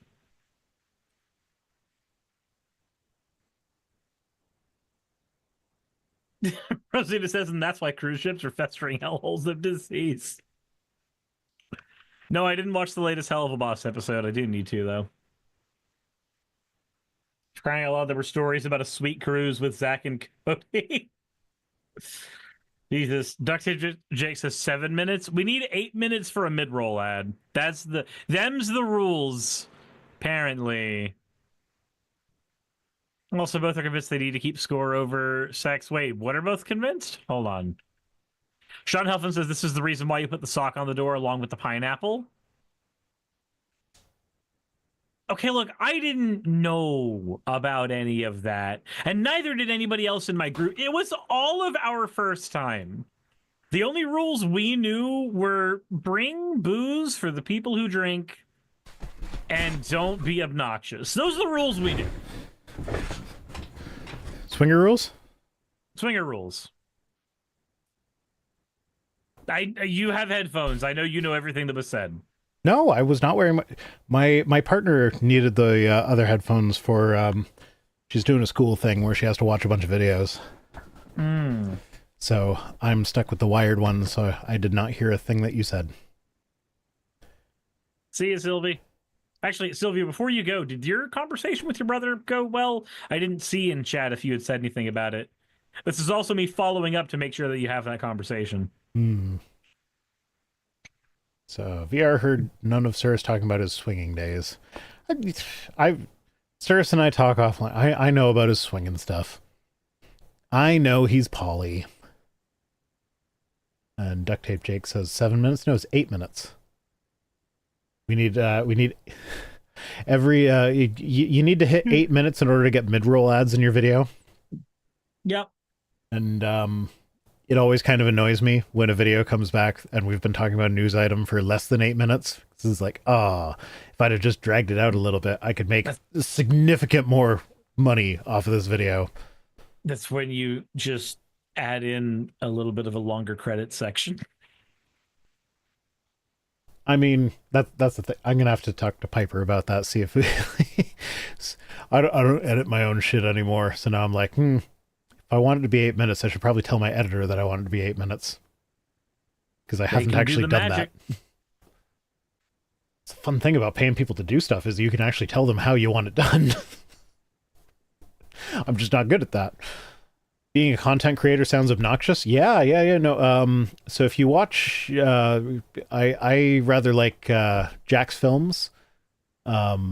He is very passionate about making sure that like original and small content creators get the credit for what they do, because a lot of content creation involves stealing other people's content, apparently, without giving credit and stuff. And Sniper Wolf in particular, it will like watch TikToks and barely react to them and just string a bunch of them together. And her videos will often be like just over 8 minutes long. And that's why, is because as soon as you hit the 8 minute mark, you can make a lot more money from your videos because you can roll the mid-roll ads. And when you have a mid-roll ad, the algorithm will recommend your video more. So yeah, these are the kinds of things you have to think of. Now, on my main channel, I don't have that problem because I just ramble for like an hour at a time. It's like, I'm good. I got my mid-rolls in.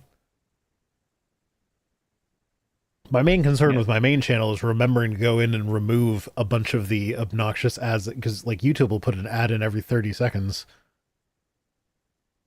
Oh, because it just listens for a lull in the conversation. And as soon as there's a lull, it'll just throw something in there. So like on the Magic channel, I try to have like an ad every 8 or 10 minutes or so, but I have seen when the automatic thing gets on, there's like that bunch of 3 or 4 in the beginning of a video where you're preluding or you've got like a transition or something that takes 2 seconds. And it just starts shoving it all in. Yeah, something like that. I don't know. The YouTuber life is a weird life, but it's a life that I chose.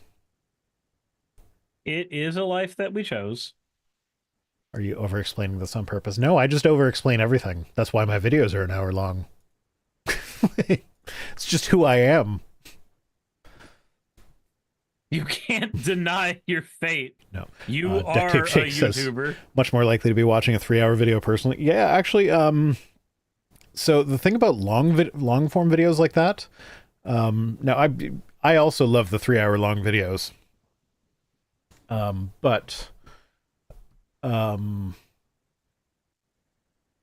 Where was I going with that? Oh yeah, so the long form videos actually get a little bit of an algorithmic boost, because one of the things that determines whether or not your video is promoted in the algorithm is how long people stay with it. So like if you start watching it, how many minutes do you watch before you click on something else? And the thing about long videos is a lot of people put on YouTube and then go to sleep Yep. And then they'll leave autoplay on, and it will autoplay something, and eventually the autoplay will hit a long video. And if they're asleep, it's just going to play the whole damn thing. Like so on the magic video I made, the average view duration is up compared to my typical videos. So it's probably going to get that boost at some point. Yeah, now from VR 26-hour videos. I mean, you're not far off the mark, because like one of the things that I've been doing recently is like if I need a week off, I'll take a few of my older videos that are related and I'll smush them together into what I've been calling the Chungus cut. And so like this Friday I'm releasing the Matt Powell Chungus cut, which it's like 3.5 hours long. It's not going to perform amazingly when it goes live, I don't think, because it's videos that people have already seen, but long term it's going to do really well. Because like consistently my longer videos that are like 4 hours long, like the Mike Winger Chungus cut that's 4 hours long, is consistently pulling in, like it's in my top 10 most viewed videos for the month, even though it's several months old at this point. And it's because of people watching it while they're asleep. And so it's kind of a way of gaming the algorithm, but it's also a nice way for me to take a week off without having to do a bunch of extra like cramming to get it done. I mean, that's one of the reasons that my Dangers of Woo series is all available that way. Like I've got the regular videos, and then I've got a part 1 and a part 2 that are just the entirety of the first and second wave of those videos I made years ago. And Jake is asking, do you make just as much money if someone watches videos from 3 years ago? Yeah. Yeah. It doesn't matter how old the video is. If you watch it and you get served an ad, I get the same percentage from the ad. Like someone recently sent me a super thanks with 20 euros being like, hey, can you just put all of your videos in a playlist? I was like, what? You're sending me money to send you a list of my videos in a way that you can watch them that will make me a lot more money? Yeah. But what's great about that is that like you can actually like just type the youtube.com/ I forget what it, but like the generic playlist URL, and then after the $!sign, just put in your channel ID, but change the second U to a C, and it'll just automatically put it in a playlist for you. So I just sent them that link and was like, here you go. And it was great. And how does that work if someone has YouTube Premium? YouTube Premium pays the creators a lot more than ads do. So like I think it's like for every 1 premium viewer, it's worth about 10 regular viewers. At least, yes, for sure. Now that being said, I would love it if all of my viewers had YouTube Premium, but if you don't want to give Google your money, I fucking get it. They fucking suck. But at the same time, I have YouTube Premium, and I will never not have YouTube Premium because I can't fucking tolerate the ads. Like when on the rare occasion when I have to log into an account that doesn't have YouTube Premium attached to it, and I get served an ad, I'm like, what the fuck is this nonsense? What? No. So yeah, that's fun. Anyway, donate to Project Share. We're not that far away from me putting on my onesie. Let's see.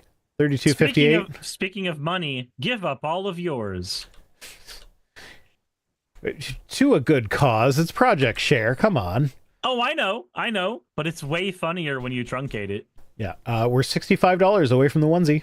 I will put on the onesie at $65. All right, let's move on to the tweets though, while we're waiting for that to come through. Yeah. So it's going to be a healthcare centric thing because that's what everybody's talking about right now. Of course, we're all united in our feelings about this. Yeah. So Danny CLZ. I'm Canadian. What the fuck did I say Z for? Says, a single-payer system in America is fundamentally unrealistic. For this to work, taxes would need to increase significantly. Exacerbating economic disparities would require a complete overhaul of our government structures, which is not aligned with the principles of a capitalist system.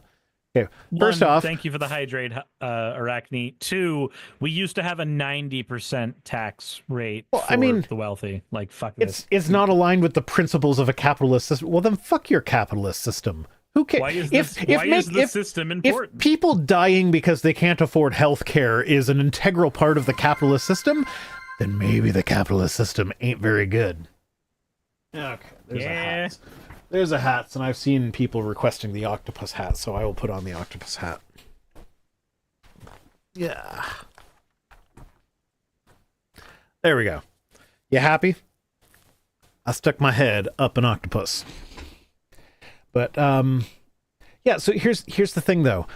It genuinely baffles me that people don't seem to realize that, like, yes, having socialized healthcare makes your taxes go up. But that, you know what goes down in response to that? Your healthcare costs. Health insurance premiums. Like, I've said it before and I'll say it again. The most I have ever paid for healthcare in Canada on my taxes, because it's an itemized thing, you can see what you pay for healthcare in your taxes. The most I've ever paid for my family of 5. I'm gonna use 5 as the cap because my partner files taxes separately at the moment. And 5 was the biggest family number that I had. Most I ever paid for healthcare was $700 for the year. For an entire fucking year. That wouldn't even cover the monthly premium for a family of my family size. Okay, we're at 32.63, which I believe is past 32.58, so I need to put my Rhino onesie on. So you need to entertain him again while I get changed. I guess I do have to do that. Yeah. I guess I do have to do that. It's amazing to me how often people defend systems. I think it's our normalcy bias. There's actually a word for this. And normalcy bias literally just means I am used to this thing, therefore that is the way it should be. And I feel like a lot of people fall for it. They just go, oh, we've always done this. We've always been this capitalist system, so this is the thing we should do. This is the good thing we should advocate for, without realizing there are better ways. There are better alternatives. There are better ways to operate than the ways that we've been doing. But people don't want to consider those.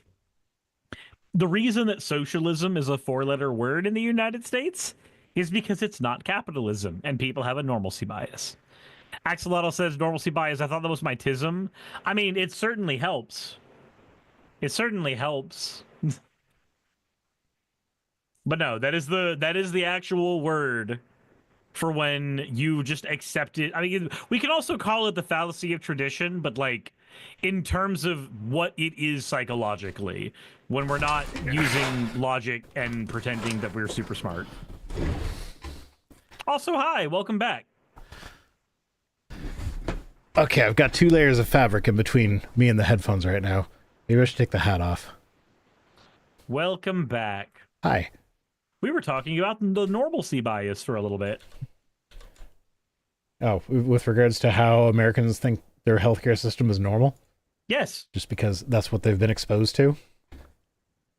Yeah, it's literally like you underestimate the likelihood of a potential hazard or the likelihood that things can be different because you are used to how things always are. It is the continued belief that things are going to continue operating the way they are, and that's okay.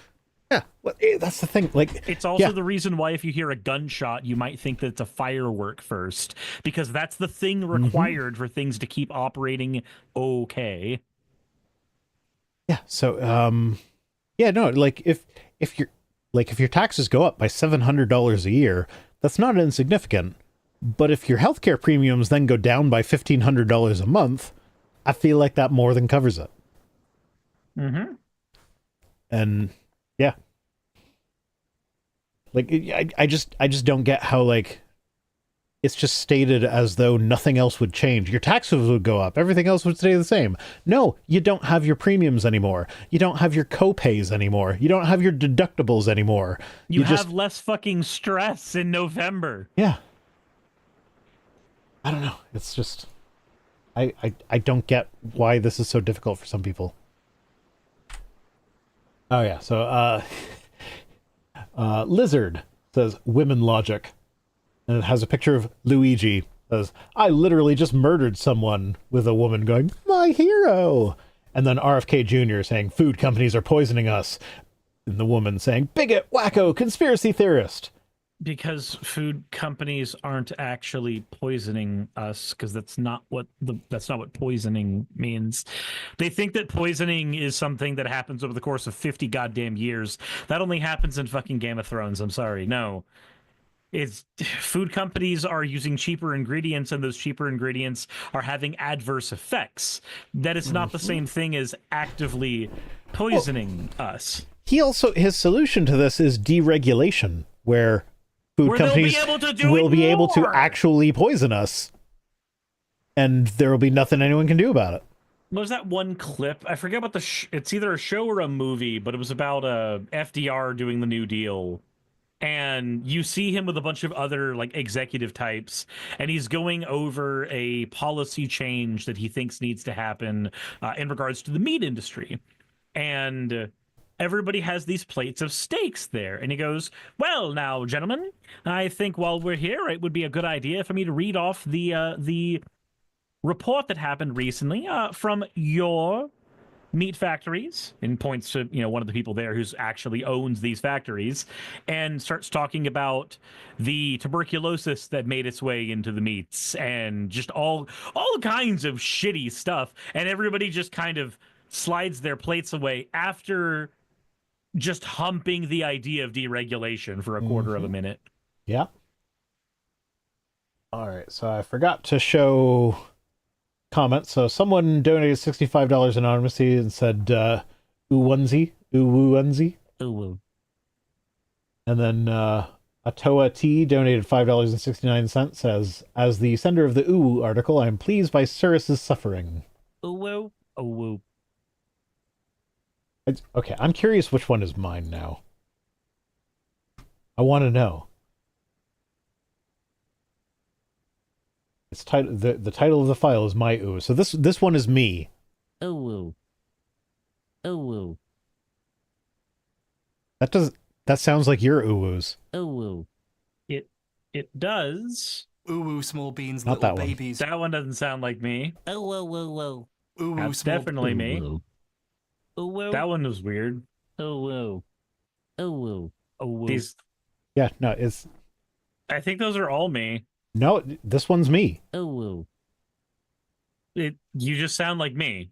Well, I was imitating you when I did it, but like as we established when you guessed it on my Hello channel, and welcome to my channel. yeah, when you imitated me, we actually have similar enough voices that some people do get confused. That we can actually do that shit.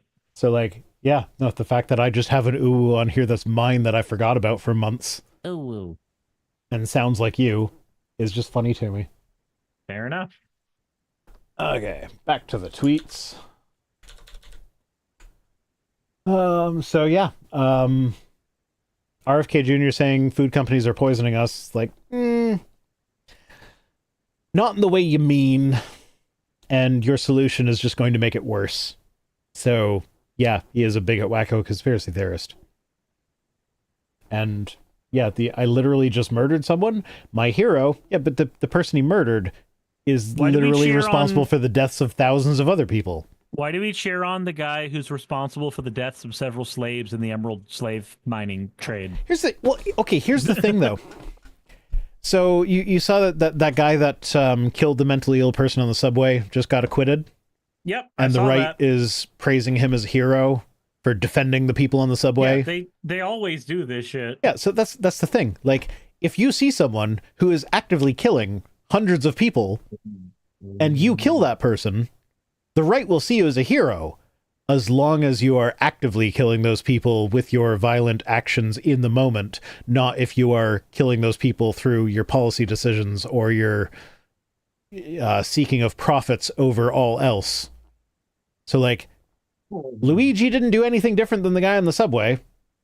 Arguably, he did a better thing because the guy on the subway was like it was just a mentally ill person having a rough moment and was not necessarily dangerous to the other people and could have been subdued without killing him. He literally just mumbled under his breath, I might as well just go to jail now.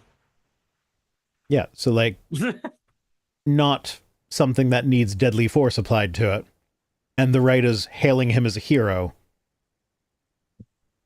So Morales, like, do you need to go outside? Is it 10 o'clock enough for you? it's 10:20. Hold on. Let me let her outside. Okay. Come on, Growly. Do you expect me to entertain these people by myself when Let's go. after I did that to you twice? Making you entertain these people?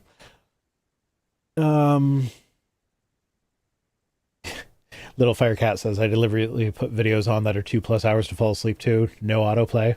Yeah, and actually, I think YouTube is kind of stifling that now because they've introduced this new feature where, like, after a certain number of videos autoplay, it's doing the Netflix thing where it's like asking you, are you actually watching these things or are you just sleeping? So having longer videos might not be a hack for much longer, but it still works. Sounds like you said it to try and sound like Cirrus. Yeah, that's what was going on with that ooh. And honestly, both statements are horrible. Yeah, it's like, yes and no. I agree, but I also disagree. Like, I get it. Oh, no. We're getting ahead. Don't know what I clicked there, but we can't go to the next one without Cirrus. What if he just swings about talking? I don't know. Lexi Kitty says, I kind of love that my dog is apparently on the same schedule as Cirrus's dog. Yeah, my dog is still at the point where she will just pee in the house if people don't take her outside. And, like, it's not that she will come and get us to let us know that she has to go outside. She will just pee in the house. Just be like, nobody is here at the moment, so I'm just going to pee. And yeah, what's great about that is I said that in a video kind of as engagement bait because I knew, like, everybody would give advice. And, like, as I was saying it, I'm like, all the advice people are going to give me is stuff that I have tried already, guaranteed. And 100% of it was stuff that either stuff that I've already tried or stuff that doesn't actually work the way people think it does, like the rub their nose in it shit. Like, no, that doesn't actually work. Toy Story and Lilo and Stitch Christmas movies or nah? I'm going to go with no on those. I don't remember Christmas even being a part of them. Like, Toy Story is Andy's birthday mostly, is it not? Oh, well. Rosina says, RFK Jr. killed 83, mostly infants and children in Samoa. Too dark for charity. Okay, fair enough. Yeah, so, no, that is a good point, is that RFK Jr. is literally responsible for the deaths of children because of the conspiracy theories that he's been promoting. So, yeah.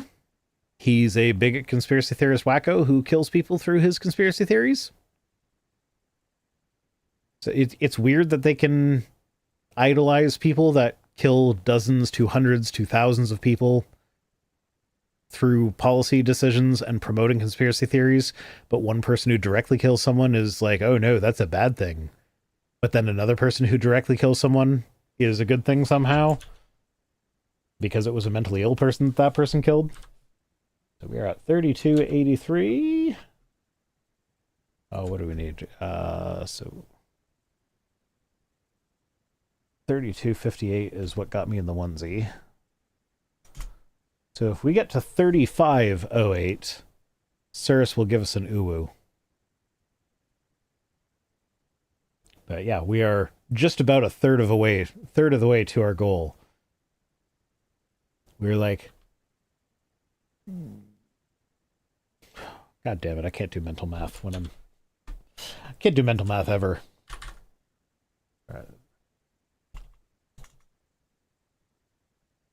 We are $17 away from being at a third of our goal. So that's pretty great. Cirrus, your dog is taking a long time to pee. What the fuck are you doing? Get back here, you asshole.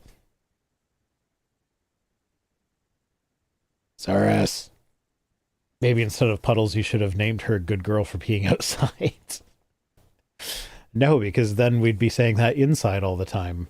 No, so the main problem with Puddles is that she was initially trained on pee pads when she was living on the 8th floor of an apartment building, and it was not practical to take her outside all the time to pee. Whoa. Becky says, I'm a good capitalist comrade. I buy a pillow. Aw, thanks. Don't buy the hats. The hats are expensive. I bought the hat. The hat is on the way to add to the hats, but they're like $70 Canadian, and it's like, oh, why is it so expensive?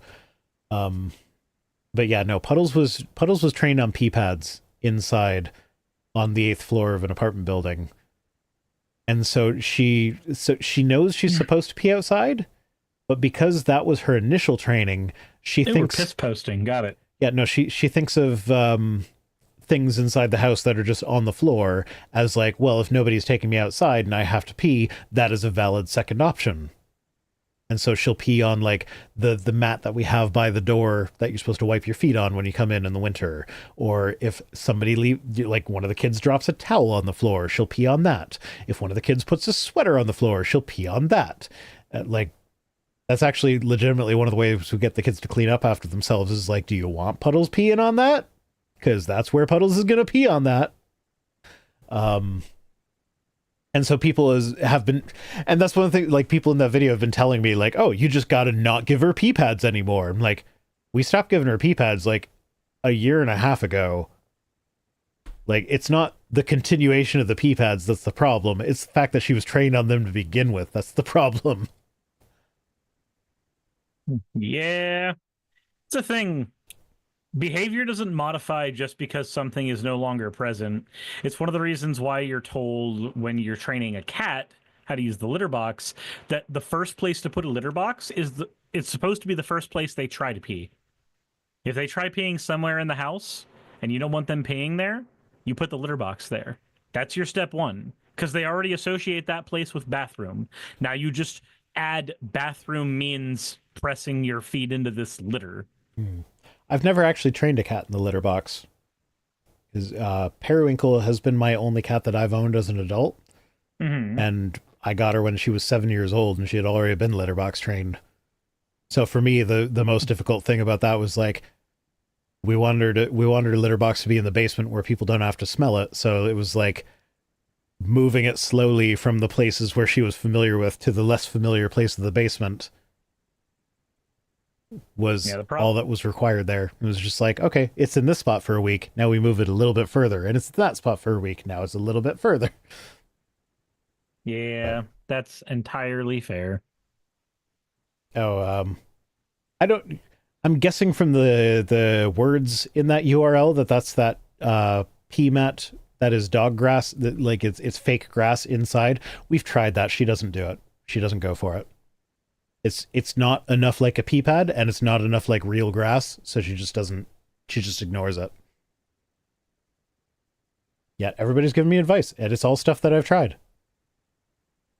So don't worry about it. How much of a giant jump would you say a 4080 Super is over a 4070 Ti? I don't fucking know. I got a 3080.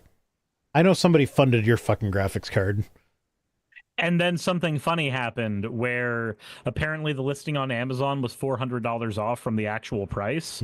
So now the options are either bank that money until the price of the card goes down, which apparently it's not going to do because production has halted on them, or pick up a 4070 Ti, which is actually affordable at that price range, which is I'd say a 4070 Ti is more than enough for your purposes.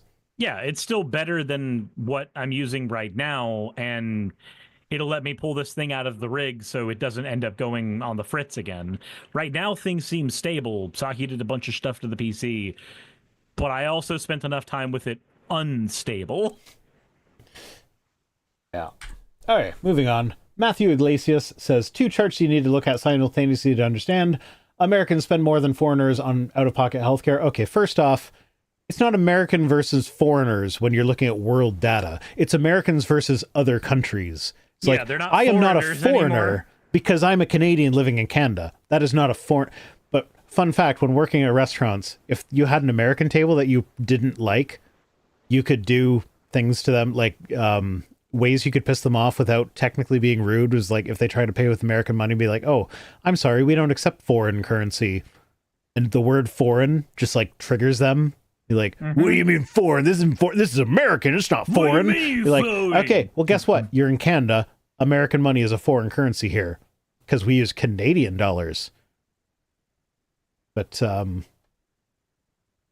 yeah, so like the use of the word foreigners there is just whack to me.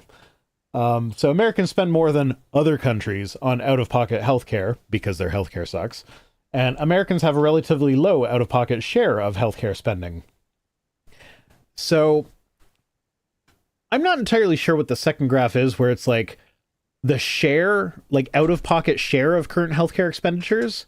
I think what that's getting at is like how much you pay directly for the actual healthcare related stuff as opposed to how much is covered by the government.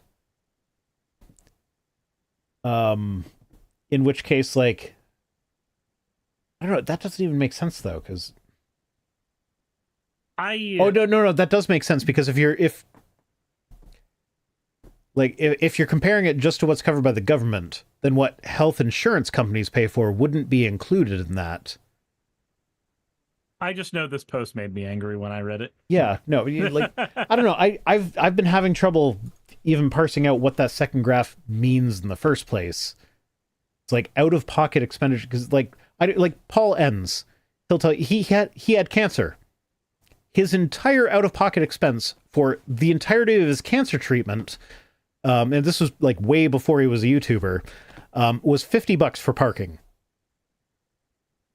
That's it. And that would not be included in out-of-pocket healthcare expenditures. So, like, how Canadians spend 14% of their healthcare-related costs are out-of-pocket, and Americans are only 10%, when, like, an American with cancer is going to have all sorts of bullshit to go through with their insurance companies. I don't understand how those numbers came out to be what they are. Isn't it so great that a show like Breaking Bad can exist in America, predicated on the completely broken ass medical system in America? Paul is what Breaking Bad would have been in Canada. You have cancer. Okay, let's treat it. Okay, done. Cool. Yeah, so like I'm not sure what these numbers even mean, but like Americans spend a lot on healthcare compared to what they get. And this person even acknowledged that in a later post where they were talking about how the outcomes suck because like American life expectancy is pretty low compared to the rest of the developed world. So like, I don't know. I don't know how those numbers even work. But they follow that up by saying one possible read is that this shows Americans are wildly overspending on healthcare. Yep, that's what it is. You're overspending because so much of that spending is tied up in administrative bullshit where doctors have to constantly go back and forth with insurance companies trying to negotiate getting medication that the people need. Like so much of healthcare spending in the States is administrative bullshit that has to do with insurance. If you do single payer, socialized healthcare, that middleman gets cut out and all that expense is just gone. It just evaporates. It's no longer a healthcare expense. You just don't have to worry about it. The doctor prescribes you the medication and you get the medication. And that's all that there is to it. But then they say another possible read is that healthcare is a superior good and Americans spend a lot on it because we are rich. Like, I don't think that's it. We're definitely not rich. That's not the reason. That's when I got fucking compared angry. to the rest of the world, anyone that lives in a developed nation is rich, and the developed nations are, when looking at world population, the minority. So like, you and I are in the 1% when you think of it from a global perspective. But from a global perspective, yes, but also from the global perspective, you've got to start comparing us to like Germany. Like, you've got to start comparing our situation to the other developed countries as well. Oh, where you point out where things like maternal mortality is on par with the developing nations in the States, because all the developed nations have socialized healthcare where they don't have to worry about being in an out-of-network hospital. Mm-hmm. Or, as Tom Curry mentioned in a recent episode of, I think, Cognitive Dissonance, it was either that or Citation Needed, I'm not sure. He's a podcaster.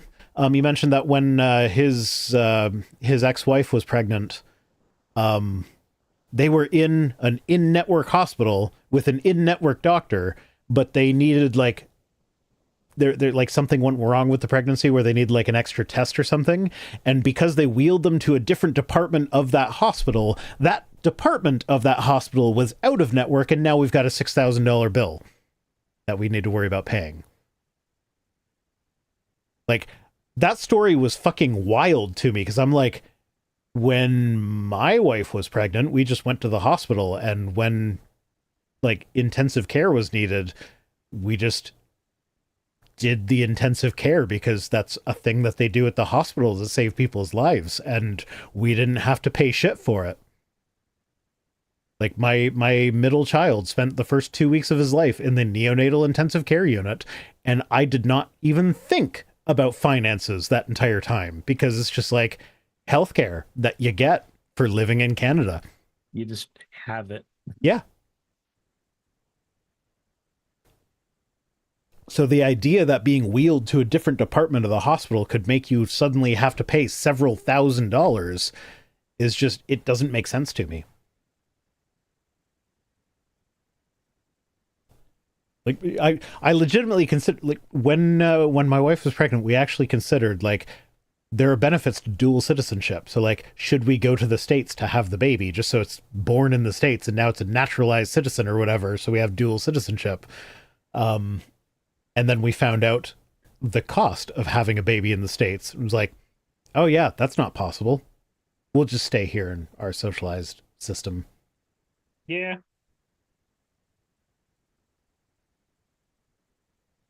So, yeah, no, you don't spend more on healthcare because you're rich. You spend more on healthcare because your healthcare system is inefficient. Yeah, you spend more on it because you have to. Yeah, like, you have private insurance companies where their whole point, like, as a publicly traded company, like, whether you think they're legal, whether you think they're ethical or not, doesn't matter. Legally, they are required to increase shareholder value. Mm-hmm. And the way insurance companies do that is by denying claims. So you literally have set up a system where companies are incentivized to not provide you health care when you need it. And you have to pay them a shit ton of money in order to be denied. Which Like, is fantastic. It's perfect. I don't want anything to change in the system of Americans God love their bless healthcare. America. Americans love their healthcare. We overpay on it because we are rich. Mm-hmm. Okay, this is a two-parter. So Mila Joy, this is just a mediocre to bad joke. It's not even a little bit good. It says, cows produce milk, bees produce honey, chickens produce eggs, women produce humans. What do men produce? So first off, I'd like to point out that the first three are all like, these things are producing edible things. So, like, we're atheists here. We can eat the babies. Eat the babies. Eat the babies. Tasty. Women produce humans. Women produce babies that atheists can eat. There we go. Uh-huh. Like, I kind of get it. This is like saying men are useless, whatever, and moderately amusing. Okay, sure, fine. It's not a great joke, but I see what you were kind of going for. Do you know who responded to this one? Kevin Sorbo. Kevin Sorbo. Oh no. He said, everything else. So, women produce babies, men produce everything else in society. Fuck you, Kevin Sorbo. That is not even remotely true. Like, he probably sent that from his phone. The Wi-Fi that his phone uses wouldn't exist if it wasn't for the woman, Hedy Lamarr. She invented, not Wi-Fi itself, but she invented the precursor technology that led to Wi-Fi being possible. And Fennec says, I don't know, I've encountered some useless men. Yeah, so fun fact, my partner's kid's dad is one of said useless men. So, like, he took over hospital duty, but mainly because today was his day with the kids. He was supposed to pick them up from school. So it was more of a, you're supposed to have them, so you should probably do the hospital thing so that when they're done at the hospital, you just go home. I almost would have rather he not been involved and I just do the hospital thing.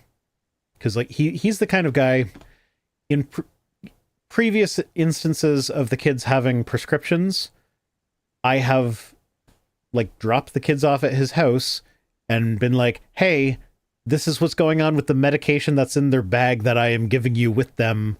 Please make sure it's done properly. And like, we got an extra one that is for you to keep here so that we don't need to keep sending the medication back and forth. Because he is the kind of guy that like, he can't have anyone knowing more about how to take care of his kids than him, because he's got this machismo thing going on where he's the toxic masculinity where like, yeah, no, I know how to take care of my kids. Why would you fucking tell me? And because I am the other guy, he didn't listen to a word I fucking said. He was just like, yeah, I fucking know. I know, whatever. Yeah, I know. And then Jesus. he didn't know, because even though I told him, this is the medication that's in their backpack, we got an extra one so it can just stay at your house to make things easier for everybody.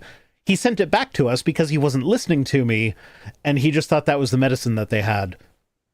And so it's like, no, you didn't need to do that. So now we have to worry about sending it back to you because you're a fucking idiot who is too proud to listen to someone else that was at a doctor's appointment that you weren't even at. So it's like, I would have rather he just not be at the hospital. It's like, it was just like, probably just needed some stitches. He doesn't need a prescription for that. So it's like, it's fine. But yeah, no, men suck. What's worse is that a lot of it we just do to ourselves. Mm-hmm. Yeah, We really do just do this to ourselves. so if you watch Lindsay Ellis's playlist on the Transformers movies, she like examines the Transformers movies from all the different film theory perspectives. So there's like queer theory and Marxist theory and feminist theory. And the feminist theory takes up like a whole 3 videos because Michael Bay is not very good at the feminism. No, he's very much, let's have a woman there just to make her look hot, and let's also make the only important thing about her whether or not she dates the main character, So and that she has an interest that is directly useful to the main character. I love that that's exactly where you went, because that exactly proves Lindsay's point. Because on paper, at least the first Transformers movie is actually quite feminist. On paper. Yeah, but in execution, it's literally like, okay, so I haven't seen Lindsay's video, so I am firing off in the dark. This is off the top of my fucking head. But the skills that Megan Fox's character has only matter because they are important to the protagonist. The protagonist who does not have a character arc and does not develop at all and is just kind of a piece of shit. And that's no, you that's exactly Lindsay's point, is that like, yeah, on paper, if you don't know what the camera's going to do, on paper, the Megan Fox's character is a feminist character who is not appreciated because she's a woman. She, like, nobody appreciates her skill at mechanical stuff because she's a woman. They just see her as eye candy. And like that actually is a meaningful statement. But when you look at what the camera does, anytime she's doing any of the mechanical stuff or talking about how people don't appreciate her, the camera is zooming in on her midriff and her cleavage and her ass. So it like the actual visual medium is not agreeing with what she's saying. It's saying like, yeah, no, you are an object just to be desired by men. It doesn't matter that you like mechanical stuff. You're just hot. So like, yeah. Anyway, Kevin Sorbo sucks. What's funny though is if you log into this account with an account that can see proposed community notes, the proposed community notes on this one, not on Kevin Sorbo's but on the original, is we produce sperm with a link to Wikipedia. It's like, yeah, men can come. That's what we do. That's what we're good at. we do produce the spoim. We do that. Yeah, well, my cum doesn't have any sperm in it anymore. Well, Because I didn't want any more babies. That can be fixed. It can be, but my partner had her uterus blasted, so doesn't matter.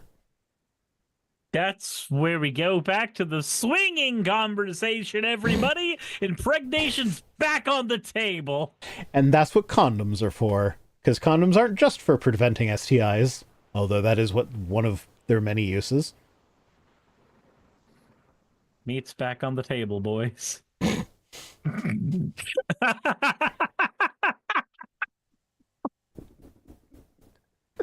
Looks like meat's back on the menu, boys. Oh, God. Okay, moving on. Sean McDowell posted a Jordan Peterson thing. I don't care what Sean says. This is one of the reasons I don't cover Jordan Peterson. So, like, let's read this. This is from his book, We Who Wrestle with God. It says, perhaps our reductive materialism is a reflection of something worse than mere ignorance. Maybe if we insist on the deadness and intrinsic meaninglessness of the world to rationalize our unwillingness to accept the immense burden of opportunity and obligation that true understanding of our place in a truly meaningful world would necessitate, perhaps it is not religion that is the opiate of the masses. Perhaps it is instead that a rationalist materialist atheism is the camouflage of the irresponsible. So that whole word salad bullshit, when you boil it down to what he's actually saying, is that people who believe in God have meaning in their life and atheists don't. And atheists use that lack of meaning to do irresponsible things. Like, that is all he said there. That's literally it. But, like, he took a whole paragraph to say it using, like, and like, I'm not going to say that using long words is a bad thing, and there's not even anything particularly long or hard to understand there, but, like, the fact that he can couch such a, like, simple statement in such verbose terms is just, what the fuck is wrong with, like, this is why people think he's deep, is because he says these things that you have to think about in order to parse them out. But once you parse them out, he's not actually saying anything. Not anything substantive.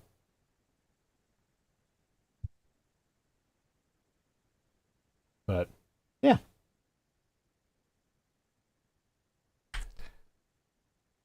Okay. So this is, There I Ruined It is an account that they'll like take a song and they'll mash it together with another song, and the fact that it like actually works is usually kind of bad, and it'll like ruin it for people. So in this case, they put together Rudolph the Red-Nosed, like, they had an AI version of Scott Stapp singing Rudolph the Red-Nosed Reindeer to the tune of Higher by Creed. Okay. Which was fucking amazing, and it actually fit spectacularly well and was great. And I was a huge Creed fan in high school, so like, I loved it. Clueless Expert for 10-bit says he's not deep, he's just a puppet with a hand in his ass. That would be Kermit, yeah. What are you talking about? So I saw that on Twitter while I was looking for tweets for tonight, and it was just like one of those viral meme accounts. And somebody posted in the response being like, hey, There I Ruined It originally did this. Why are you just posting it here without giving credit to that? And this was kind of depressing, is that, like, most of the responses, like, there's a couple that are like, yeah, it's shameful that they did that. And then this person says it's how this account operates. They basically get people to sign over the rights to their content for nothing in return, which, honestly, that's more than most of these accounts do. Most of these accounts will just straight up steal your shit. And then if you report it, they'll be like, oopsies, and they'll take your part out, but then they'll continue stealing other people's shit. Mm-hmm. That's what Sniper Wolf does. That's what Jax Films is railing against all the damn time. But what's really depressing here, as a content creator, as someone who puts effort into making things that I put out into the world for people to watch and enjoy, people are like, it's Barstool, it's no original content, it's all recycled shit. They're like, okay, but I want you to see the recycled shit on my platform where I actually get credit for it, where I actually get paid for it. Mm-hmm. And this person's like, calm down, bitch tits. As you are Buffagolian? Shut the fuck up and get back to toiling in the snow mines. And who fucking cares, you dweeb? And cry harder, bitch boy. The tag is in the end. There I Ruined It is not gonna fuck you. Like, no, but like, they're not getting paid for Barstool on Twitter posting their shit without giving them credit. Like, yeah, their logo was at the end, but like, who's gonna see this video on Twitter and then think, oh yeah, I'm going to follow that account that showed up at the very end of the video that I probably didn't even watch because attention spans are so short nowadays. And it's depressing that, like, I understand that these content thieves are going to be making money because people just click on it and they don't put the effort into finding the original thing. But when someone actually does put the effort in to find the original thing and the original creator and be like, hey, here's the original creator, maybe go look at it over there, and give them the credit they deserve, to have people respond to that with being like, oh, you're such a bitch. You just want that person to fuck you. They're not going to do it. They're not going to fuck you for promote. It's like, no, maybe I just want the person who came up with the thing in the first place to get the credit for coming up with the thing in the first place. Why is that a bad thing? Instead of arguing for the good things in the world, people would rather argue that they should be allowed to shit on you. You specifically. Whoever you happen to be in the situation. Yeah, like, who fucking cares, you dweeb? I care, because content creation is my job. If somebody steals my shit and uploads it somewhere else, and you guys all go watch it in that other spot, then I'm not going to be able to make my shit anymore, so I'm not going to make my shit.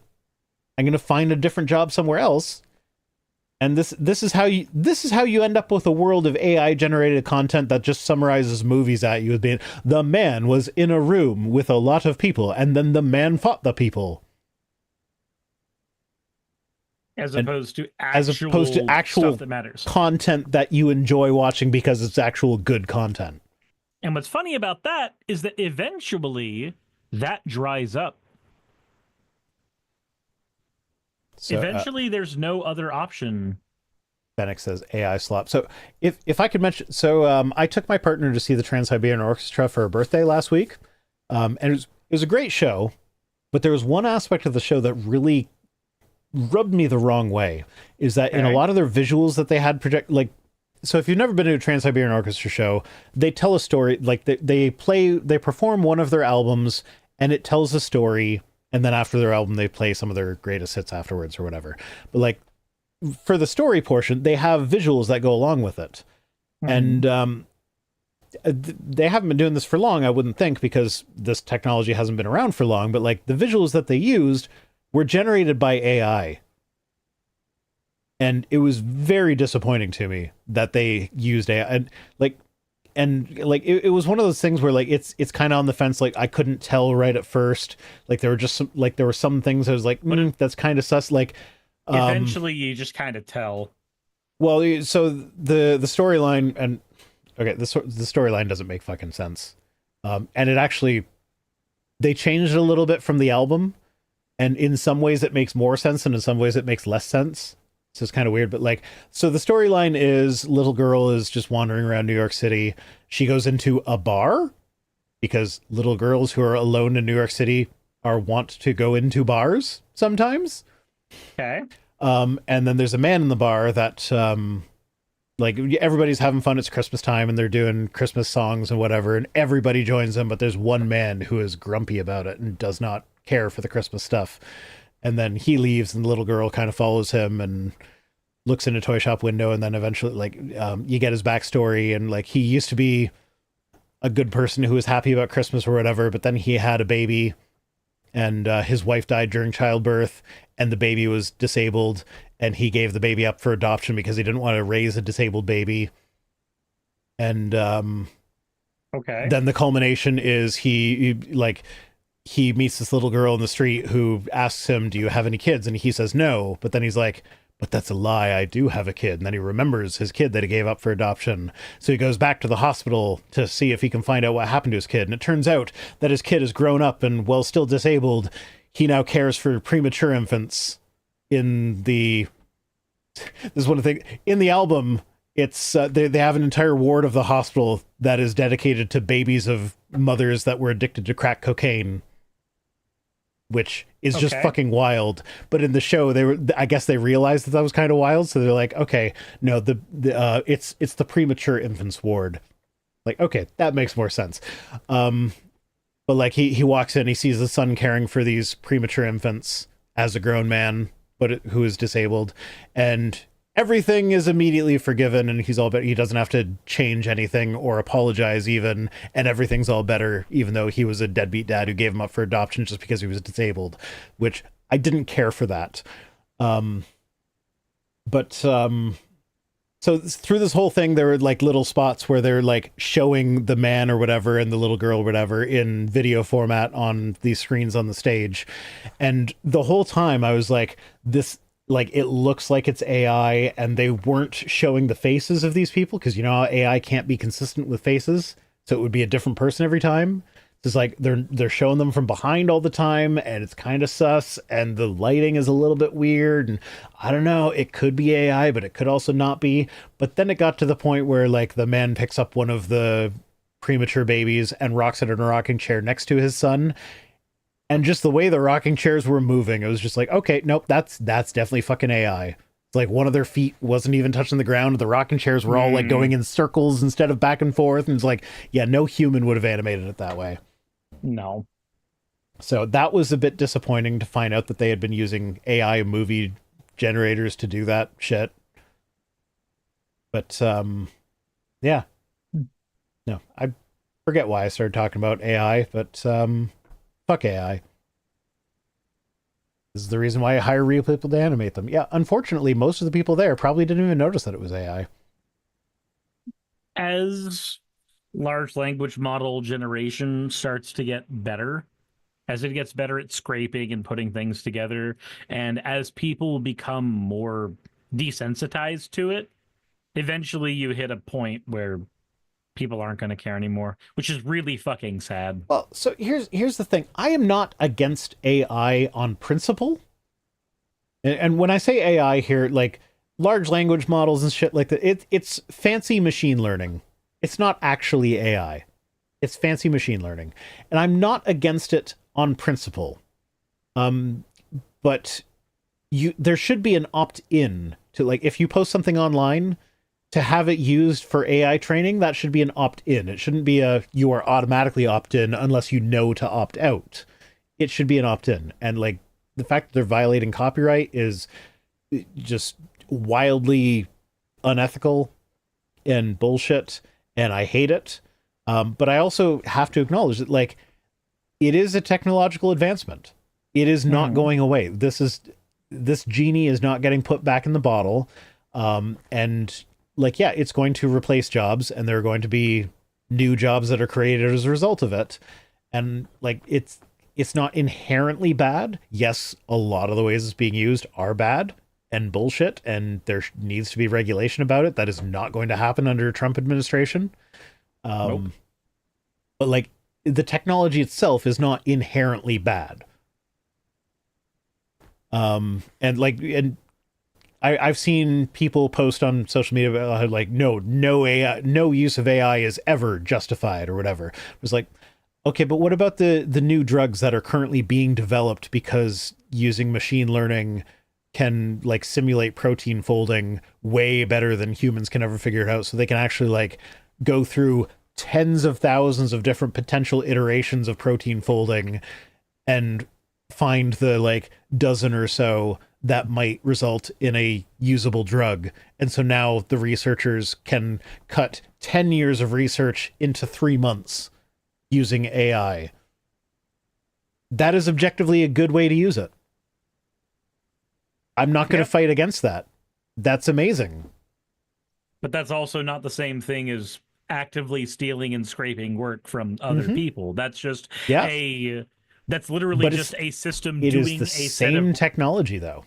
Over and over and over again. It's the same technology. And that's the thing, though. Like, because it's the same technology, it's like, I can't say that I have an objection to this at the fundamental it is inherently bad level, because it's not. It's just a technology. It's how it is used that is bad.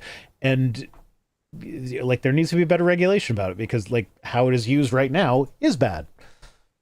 Like the Trans-Siberian Orchestra show, they undoubtedly used art from people who did not consent to having their art used that way to generate their little 3D video files, where they could have actually paid a real working artist to do that.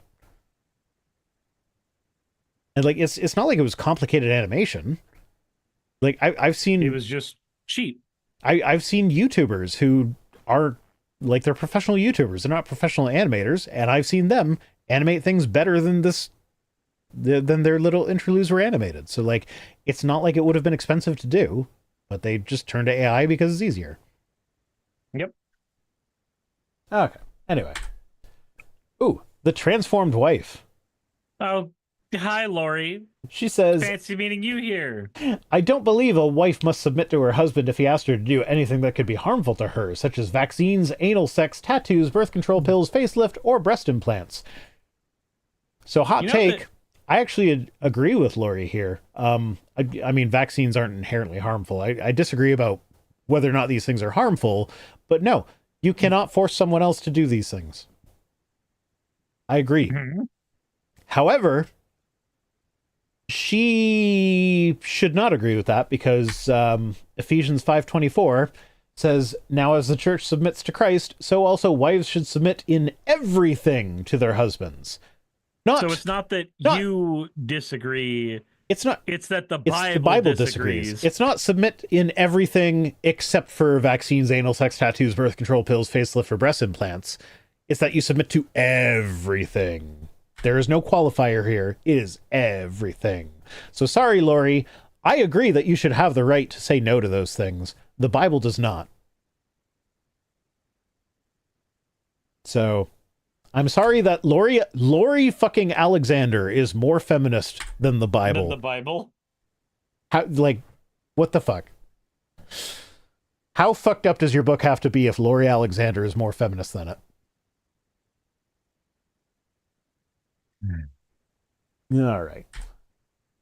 Wendell asks, what is the best argument against atheism? To which Wrestling Organization Online, also known as Woo, I guess, says, every effect has a cause. The universe exists. So what caused it? Okay, so every effect has a cause. The universe has a cause. Okay. Why does that cause have to be God? Why can't it just be a cause? Then they say, life's complexity hints at design, not random evolution. Okay. Good design is simplicity, not complexity. So the fact that life is complex means that it's bad design. If it's designed. Sorry. Can we truly believe such order came from chaos? Yes. Yes, we can. Statistical noise will produce order sometimes. Hey, guess what? The digits of pi, because it is an infinite and non-repeating number, literally any sequence of numbers will be found in pi, which means that somewhere the binary code for Windows XP can be found in pi. There will be a sequence of numbers like that somewhere in pi. Your phone number is in pi somewhere. Somewhere in there. Because there's a nigh infinite sequence of numbers. It's just Eventually chaos. It's going to be in there. But it produces order because the chaos is infinite and non-repeatable, so it has to be there. Statistically, it just has to. So, yeah. Moral truths exist. They're not just human constructs. Disagree. I mean, agree and disagree. Moral truths exist, and they are human constructs. Those two things are not mutually exclusive. And where do they come from if not a moral lawgiver? Well, humans are the moral lawgiver. We as humans decide what is moral and immoral for humans to do and not do. And God has nothing to do with it. And if we look at God as the moral lawgiver, he's kind of a heinous, immoral piece of shit anyway, so fuck him.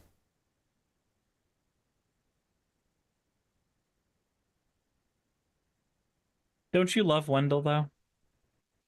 Well, this one's more about Wrestling Organization Online. I just like how he asked for one argument, and this person just responded with a bunch of questions that like point to a bunch of different arguments that they clearly don't really fully understand. And that's it. That's the end. Hey, that's it. I heard the noise. You heard the noise, so we done. I heard the noise. So we're at 3283. That's decent. Tomorrow night we're interviewing Richard Carrier, assuming he remembers that we're interviewing him.